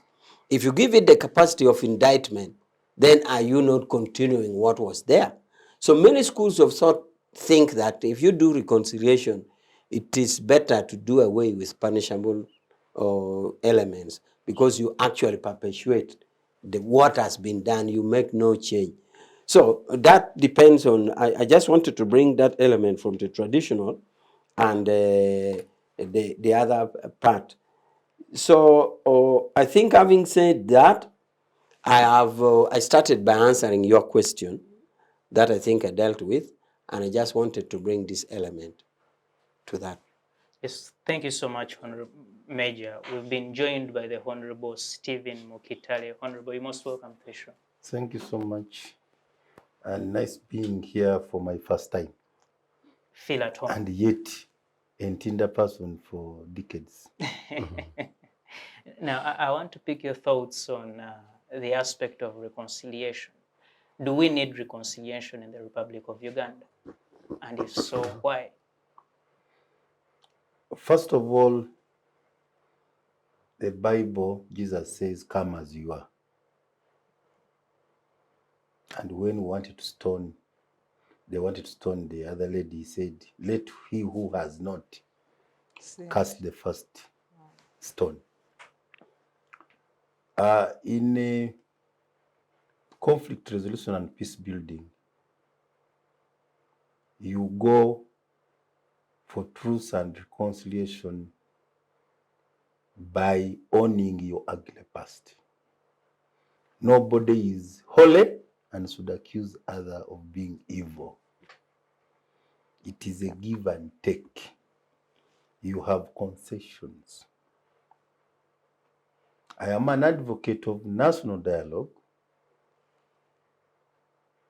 by appreciating where this country has come from. That since independence, we've militarized the political question. Even my NRM government overthrew a democratically elected UPC government where my father belonged. They would say they And we never said sorry. The Bush war we killed, we don't know who killed more. I have sometimes been misunderstood by my NRM people. Lakwena and Konyi never planned to go to the bush. It was a retaliation of NRA annihilation of UNLA, period. I have also said President Museveni wouldn't have even he didn't even have a lot of military hardware and expertise. But because my so-called liberators from Tanzania and my UNLA annihilated Uganda army, calling it Amin soldiers. So you find all the powerful guys who helped Museveni, they were Amin soldiers. So we have created a vicious cycle of conflict. So without President Museveni going to the bush, there would have been no Lakwena, no Konyi, therefore no instability in the north for 20 years. And possibly UPC, as an economist who read the economic recovery program of 1985 would have delivered this country to what we are trying to do 45 years after. Because in economics, we don't have what you call liberators. In economics, you are either saboteur or promoting economics. So we have lost 60 years of independence by not agreeing to work together. I am also pro-national dialogue, truth and reconciliation, not political parties, comprehensive. A lot was done when this country is formed by the region called, by the 15 regions which formed Uganda. Last week we were given the Equal Opportunities Report. Do you see Uganda in that picture? Do we have a national character? Do we have a national outlook? Obote was overthrown by Amin partly because of the movement to the left, the Nakivo Declaration, for those who don't know. The common Fighting man's to charter. put the common man, to put the economy back to the citizens. Amin just implemented it rudely. But it was a consensus in East Africa. Kenyatta was saying the same. and Nyerere. Today, the economy is purely in foreign hands, not banks, not insurances, not construction, not the oil company actually in Europe. So there are real grounds for national dialogue, national truth and reconciliation, comprehensive constitutional review commission. But when we do it, the intention is not to indict. Failure to have a national dialogue will lead to what they call an inquest or an inquisition, if you want.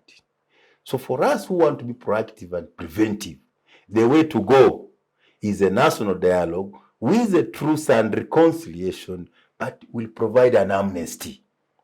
So amnesty answers the Matoput, answers the Church of Rwanda, answers the aspect of penalizing. On the land question, how can people who suffered 25 years of injustice in war now be requested to surrender their land to those who never suffered 25 years? You think it is an economic transformation or it is enslaving people? So the country is that polarized, and that we have insensitivity of leaders who were very poor yesterday, have got too much money and have forgotten. I have taken a lot of studies in the region and beyond, India, China, about road development. There is nobody who is going to develop when we throw away the cooperative bank. Are you aware in UDCN is convincing NSF others to go back to UPC, grow more coffee, grow more? Are you aware? But we said it was bad. We stopped With it. the coffee marketing We board. said Bunyoro growers was the bad, marketing Wanyankore Kwetarana was bad, Bugisu was bad. Circles cannot be an equivalent. So that sense of remorse is enough to have a national dialogue. So nobody is holy. I can be in power 40 years as NRM, I may have all the guns, I may have the budget, but the legitimacy is a very big question. So it is upon those grounds that national dialogue is long overdue. We missed a step. The so-called liberators from Tanzania, Chance was there in 79, says, sorry, Ugandans. This Amin you have accused, we just wanted power from him. Amin did not kill as many people as post-Amin governments have killed. My father was targeted by Amin truly because the State Research Bureau found a document where my father was mobilized by Chikos Malu as an OB of Rangaranga and some people, Matekes, to send people for training in Tanzania, and they came for him. So State Research Bureau was spot on, looking for collaborators against the government of that day. When I was in Kabareg, We stopped going to school when General Salim Saleh, working with Kaka, attacked Masindi Barracks. Because they went with some of our students. So we were all taken to be rebel collaborators. But I survived a bus which was blown by a mine, the president later tells us, got from Libya. Early in the morning, from a medical checkup in Masindi Hospital, I missed a bus going to Hoima. But God was saving my life. Teachers, NTC teachers, lecturers who were going for early morning died in that bus. They were not fighters. So all the mines killed who? Ugandans. They were not combatants. So this word terrorist we use today, I actually don't understand. Terrorism from when? When you came from Tanzania, you were a terrorist. When you were in Busunuero, you were a terrorist. So we have had terrorists before. So in the Truth and Reconciliation, the other problem also we have not documented. Go to Rwanda and you see how much documentation is about the people they lost. They even try to give names. They try to, if they had photos in the family, they have brought it. Can you tell me how many people died in the north?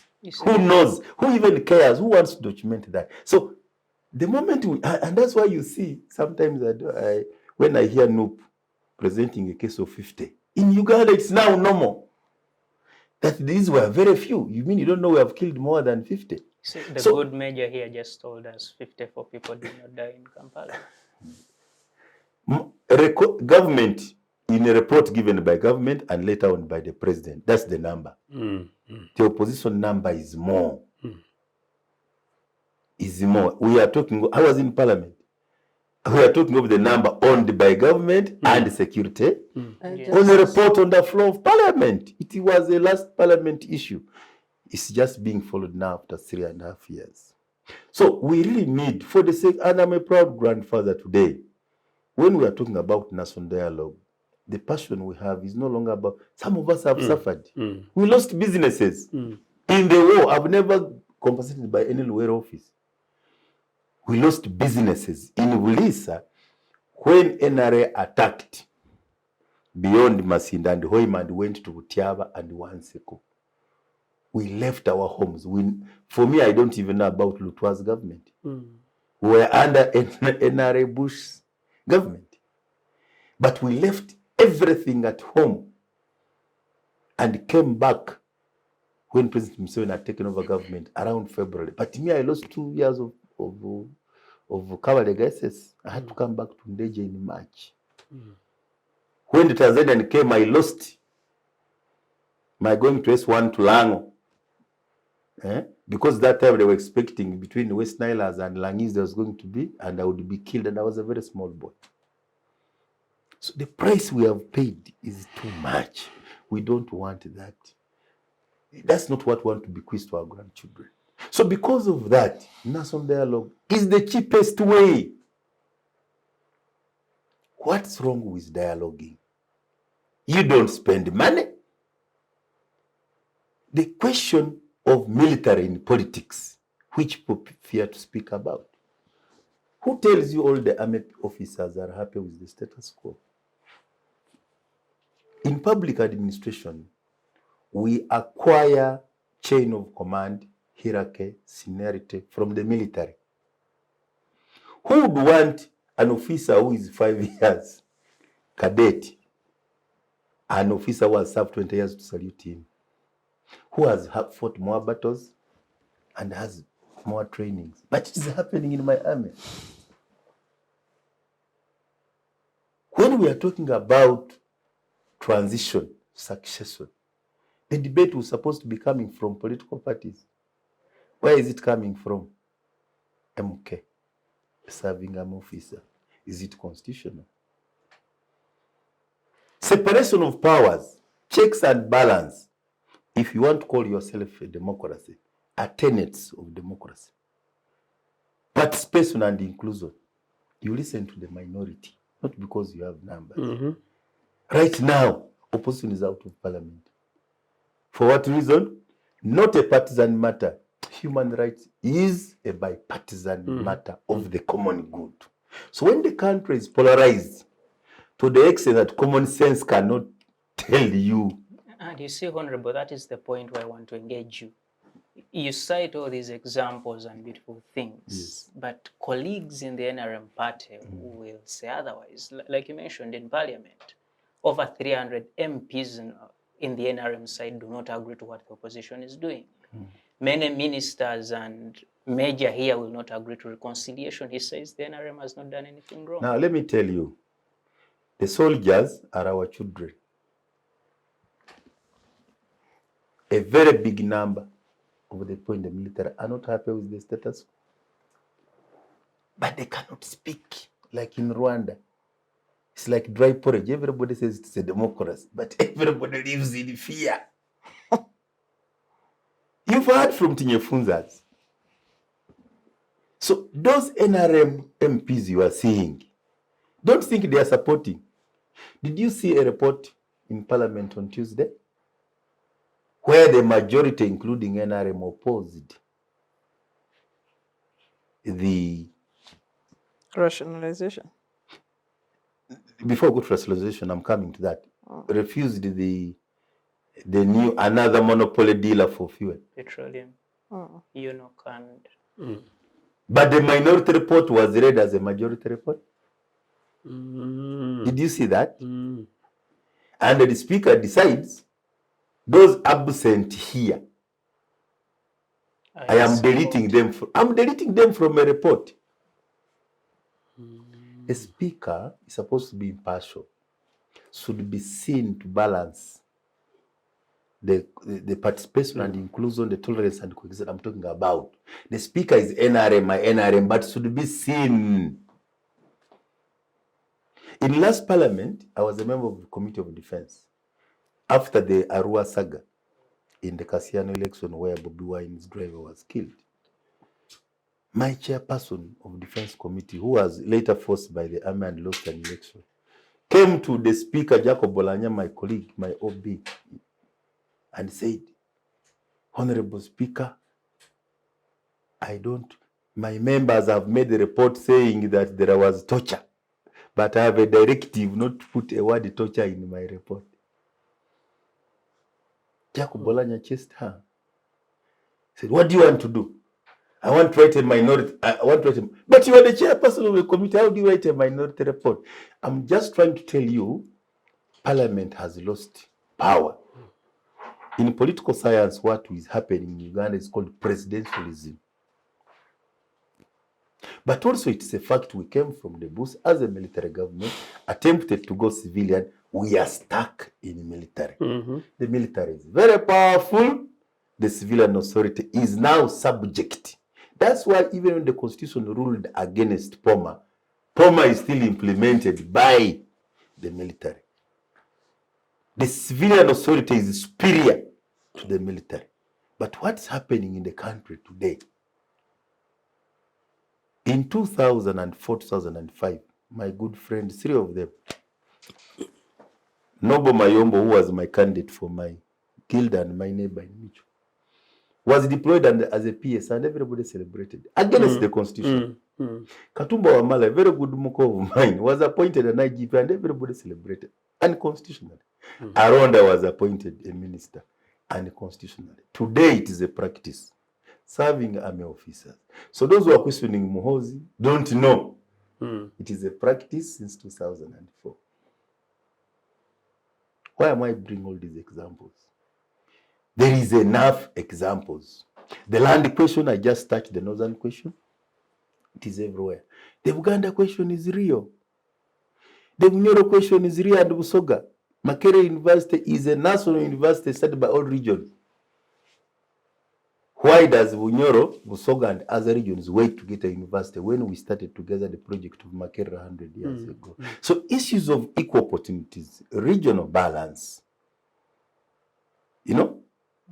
is something to discuss yesterday. By constitution, as I conclude the first phase, the constitution was amended in 2005. You talk mostly about the term limits. But also remember, removal of term limits and age limit is the removal of accountability. Because those are the only things you had for people to account. Now, the impunity in Uganda starts with the removal of term limits. So whoever knew was going to account.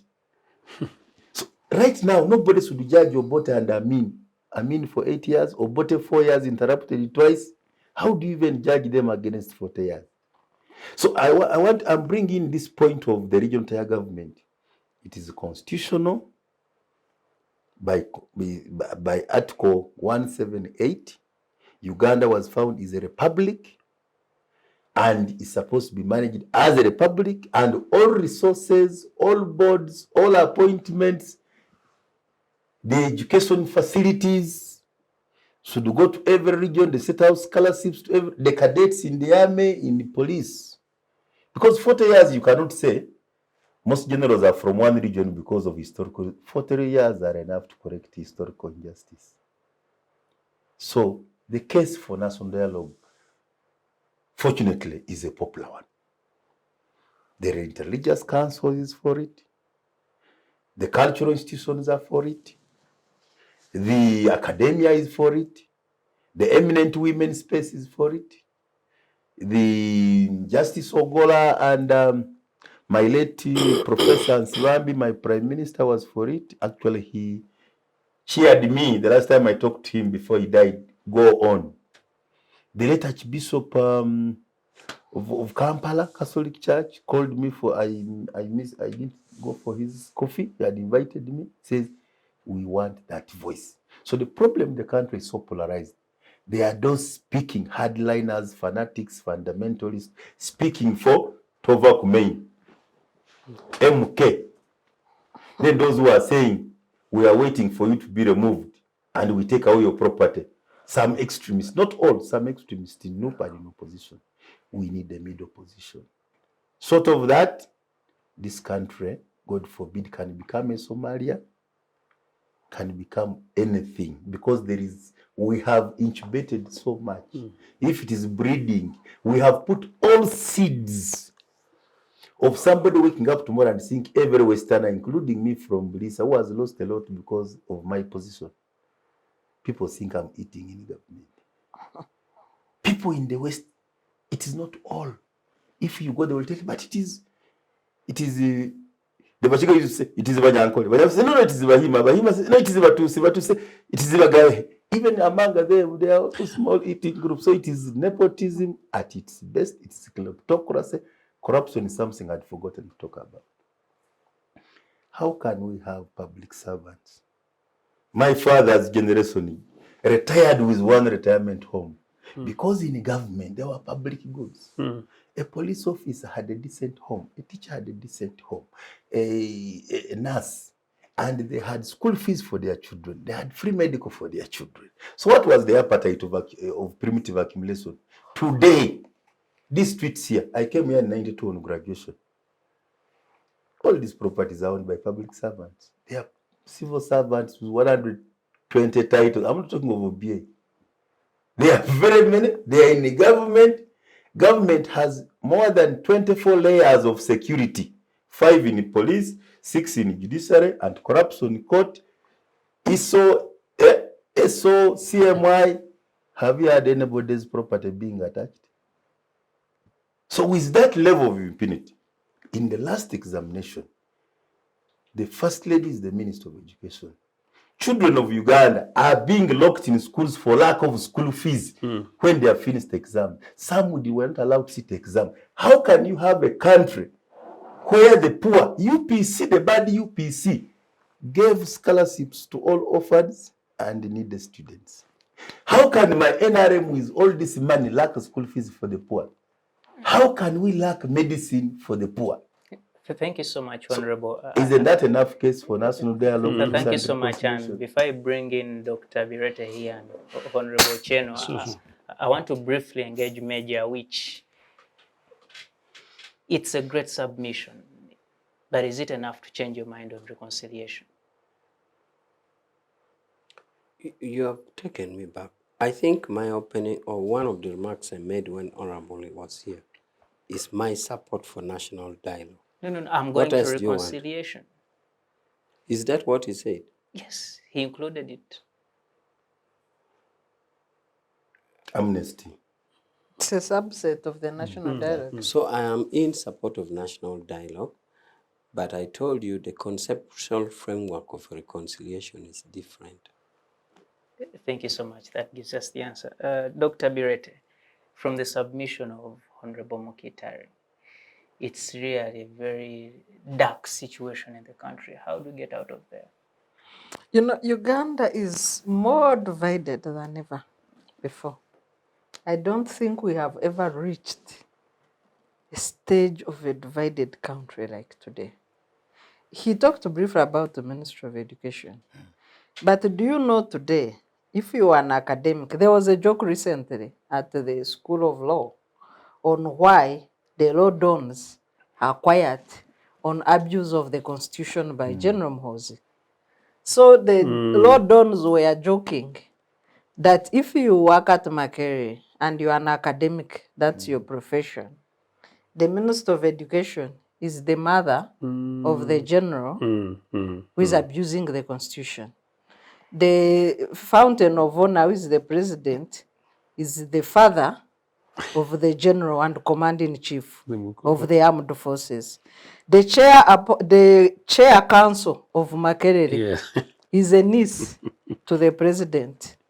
The chair appointments committee of Makerere is an in-law of the president. Marries the daughter of the president. So how do you expect a Rodoni to criticize abuse of the Constitution?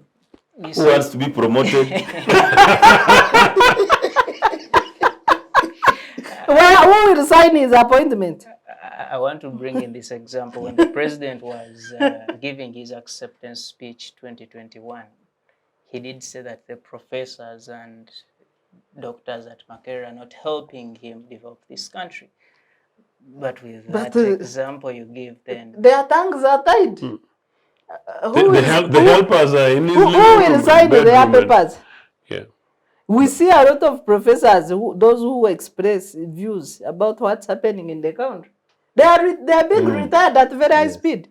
Dr. John Jean Barria, professor, Professor John Jean Barria, the top expert on labor law in this country, was rendered jobless by the injustice at Makerere University. So many things are happening. People who share civic spaces are losing jobs at Makerere. So, isn't that alone also, in addition, a reason for dialogue? The country we have today, of course, you hear things like Gambanogo, and maybe being a Westerner, I'm the best person placed to talk about it. Every government space is 60% dominated by Westerners. 60%.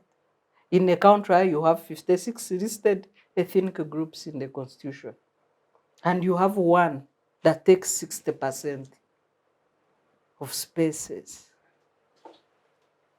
That's why the comedians are even joking, how do you survive when you don't know Nyankore? And it forms part of national comedy. And anybody thinks there is no need for dialogue, those people need to be checked. Maybe they are 30% of the mentally ill people. thank you. Honorable Ochieno, 60% from Western Uganda. How do we convince the people in NRM, particularly the top, who are in charge of this country, the ones doctors referred to, the ones Honorable referred to, how do we change their minds to think positive of national reconciliation? You know, if they listen to Sarah's submission, and actually, if they really have the ears and the eyes and the listen to what my brother Stephen has just submitted, Also from Western Uganda.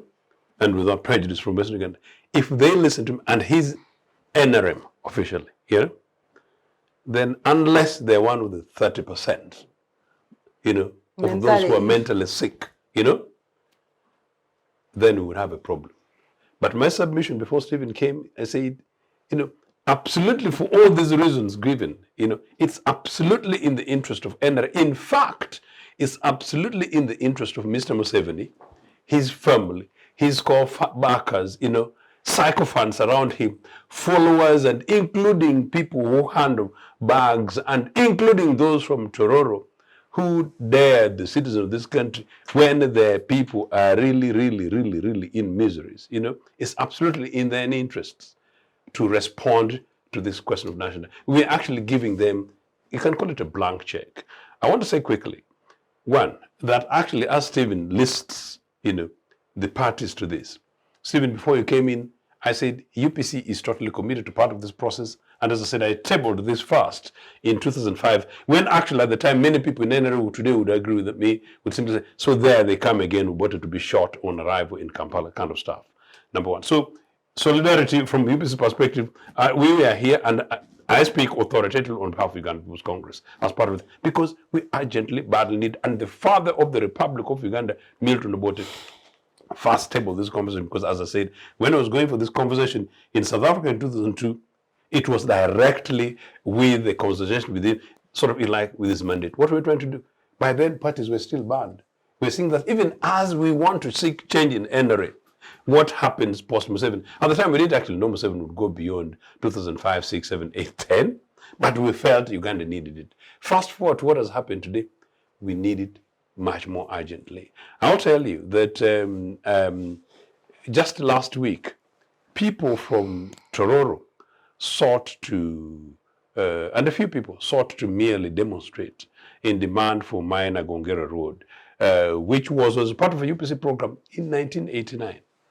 The way the police came, the way some politicians came, including from NRA, including, as I understand, the directives from the RDC to beat up these people, were two young councillors, one of whom is apparently actually happened to be an NRM councillor, simply because people stopping people to demonstrate, meaning to say that, well, this is a road that should have been done in 1989, and people actually just watching.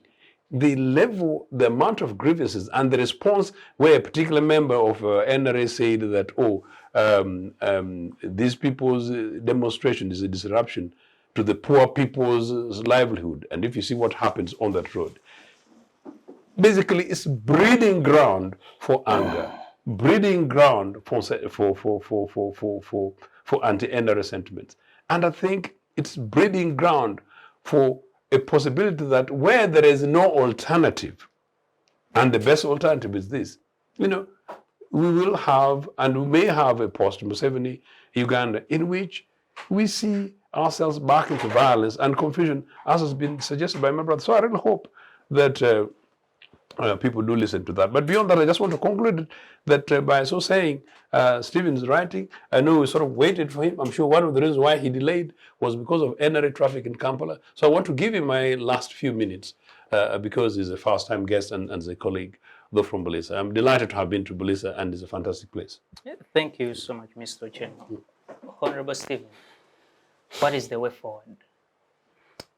Let me first tell you, people may not even know that the oil being produced, developed in Uganda is in Acholi and in Buliisa, and the Rift Valley part of Hoima and Chukwu. Because the players are not from Acholi. Acholi has been deleted from the oil conversation. They may have a Secretary General, they may have had a former speaker. Until these leadership appointments translate, we are discussing with some TESO leaders. What has the Vice President and the Speaker taken to review? Sometimes squabbles. So one time, I've worked 15 years in private sector and 15 years in politics. And I've moved all of this country. I'm privileged. I came to Kampala the first time in 1983. My late brother, who was by the way eliminated in the so-called robbery gone bad, the Smith Opanachak time and the Kaira time, had been admitted by the president, Dr. Apollo Milton's doctor in Nile Manson's. And I came here to look after him as his brother. And I can tell you, I had the feeling of government because I was that close. I would walk to Nakasero, I had the minister, family, chairman, coffee marketing board. The positions were shared in the whole country. Would you want to know that? Bushenyi ate big in the Obate's. Nyamurunga was in Bushenyi. I've told you Rangaranga is my father's classmate and Mzee Mukaira, the educationist in Bushenyi, and Philip Muliisa. So you see the national character that at that time the country was integrated. I am bringing the oil and gas case because when I came also that year, I went to geology in Entebbe. Do you know that, first of all, my father was born to a new bride of the king's chief who was given an assignment to receive the geologist of Anglo-Saxon and in 1930. Yeah. But I have no business in oil and gas, even when I staked my life in oil and gas. But what I want to tell you, this country must appreciate every government had a contribution. We've just been discussing the Amin Institute. When we travel abroad, we see Amin. Trafalgar Square, when you go to New York, all the properties are Amin. Big buildings in Kampala, Amin. Conference center, Amin. These big post buildings, Amin. Our membership in the IOC, Amin. But I want to tell you, in 1983, when I went to geology, the petroleum department was working on a law. Yosa Mugenyi, I'm telling you, was a commissioner of geology before President Obote appointed him a minister. And the geologist had a national character. I even have names.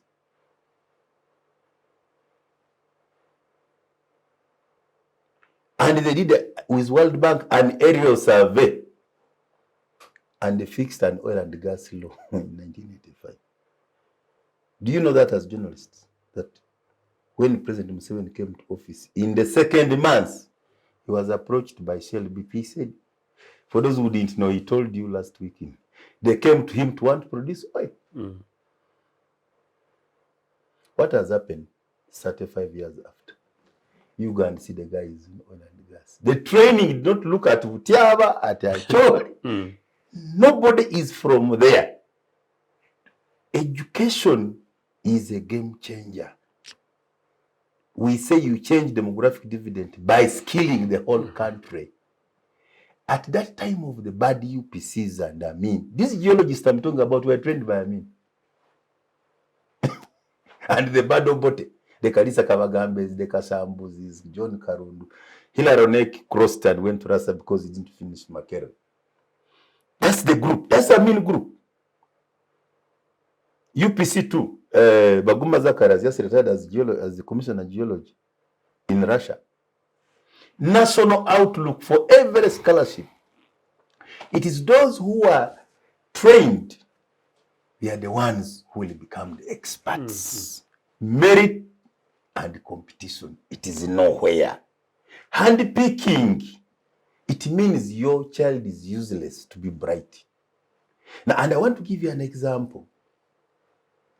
When there's what they call UPC Tata schools. They would give 500 iron seats, they would give bags of cement and a lorry.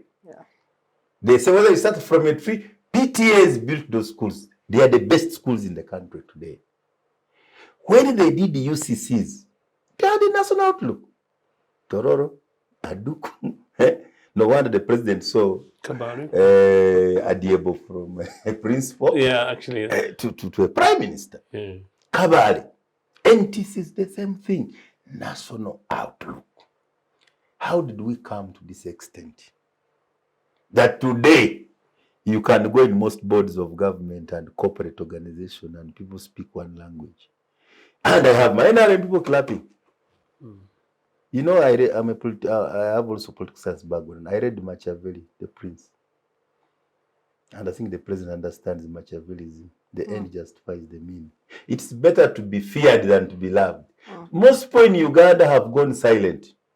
One of my a year ahead of me, Professor in Makerere of economics, who writes very good poverty economics from Kigezi. Noagaba, he stood and lost. He lost properties too and didn't make it. And that's another problem. People who are now in office are either spent too much money, not people's choice. But I can even win an election. I won elections 3 times and I wasn't declared. I was not declared for 2 primaries and for 2 general elections. So this one I refused even to go to court. So you can win an election. So if you have elections every 5 years, but we have reached a point, either it is money, or the military, or another arm of EC, then why do you have elections? So there are really so many reasons why this country needed a national dialogue yesterday. My worry is that for those who say the country must first have a crisis, the president should first lose whose country, in whose interest, at whose cost.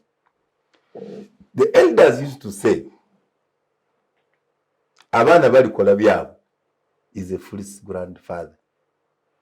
A careful grandfather cares about his children and his grand. So let's not wait for a crisis, because the extremes you don't want to hear is that in absence, we shall lose the national army.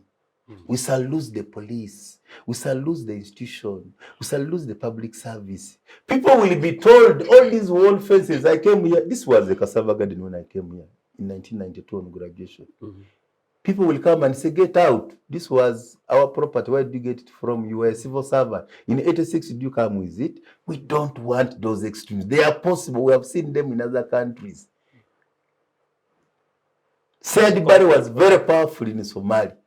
But when he left, every general was controlling his areas. Uganda had to go there on the request of America. Rwanda, Habyarimana had the majority. The Tutsi are a minority. He said, I have no space for you. Find where to stay.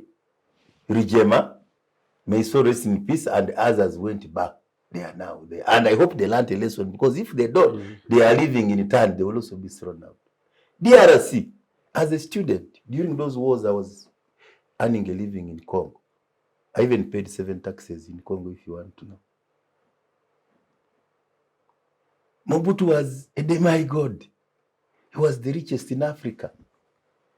But I've met children of Mobutu, one in Switzerland next to Boutros Ghali Flat, claiming a property of a few rooms. All the money they took in foreign accounts was taken. Hufebwany in Cote d'Ivoire, Ivory Coast, used the foreigners to muzzle the indigenous, brought neighbors in the army, neighbors in business, neighbors, so that he fizzles out the local. The country went into flames. So we speak with this energy because we love it. I am an NRM. People say, but why are you still in NRM? NRM is not a political party. All of you here, whether you call yourself opposition, army, NRM has a trinity. It has the army, it has the budget, it is the state. It has, you can say trinity without, no blasphemy intended. The founder, the army, and the party. So we have to we either agree to disengage. NRM is a parastatal. Nobody should even ever tell you that, because it's funded by blood, funded by budget. So we must sit there and agree. When a snake falls in a pot, you don't break a pot. You can handle it carefully. Thank you so much, Honorable Mukitale Stephen. Major Wick, briefly, your final remarks on this topic. Yeah, briefly, I have said here and again that I support dialogue, and I've also hinted that the precedents which has been shown in South Africa and others is that, in my opinion, reconciliation mechanically works different than dialogue.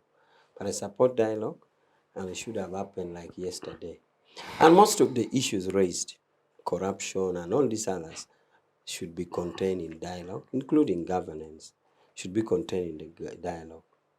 But I have told you again that reconciliation is different. Fine.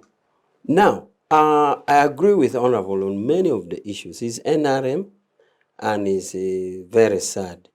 But it is good that he comes out of his stomach because it can suffocate him if it doesn't come out. But I want to correct a few things because we are talking to media online and the whole world is seeing. So some of the things needs really comment. For example, when Honorable says that the war in the north was as a result of annihilation of UNLA, I don't know whether it means annihilation in the battlefield in Luero or in the north. But as for the north, I already commented. I was in NRA, 9th Battalion in particular, which entered the north through Lira and eastern route to capture in a Gago recruitment camp there is called Labuoduong. And the nature of NRA then was, you wouldn't even think it is the army which is winning battles. Would fight, but it's like an army of priests. Because the rules were so clear. Do anything against a civilian, take a wife or a daughter of somebody, you're put on firing squad. Pick a goat or a chicken, you're put on firing squad. It was peaceful. Now, about soldiers particularly, I already hinted that a fundamental position was taken by NRA as opposed to fighting Amin. Amin soldiers were taken as prisoners of war in Kirinya and Jinja, in Luzira, and others in Tanzania. Late General Kasiregwanga was a war prisoner as a result.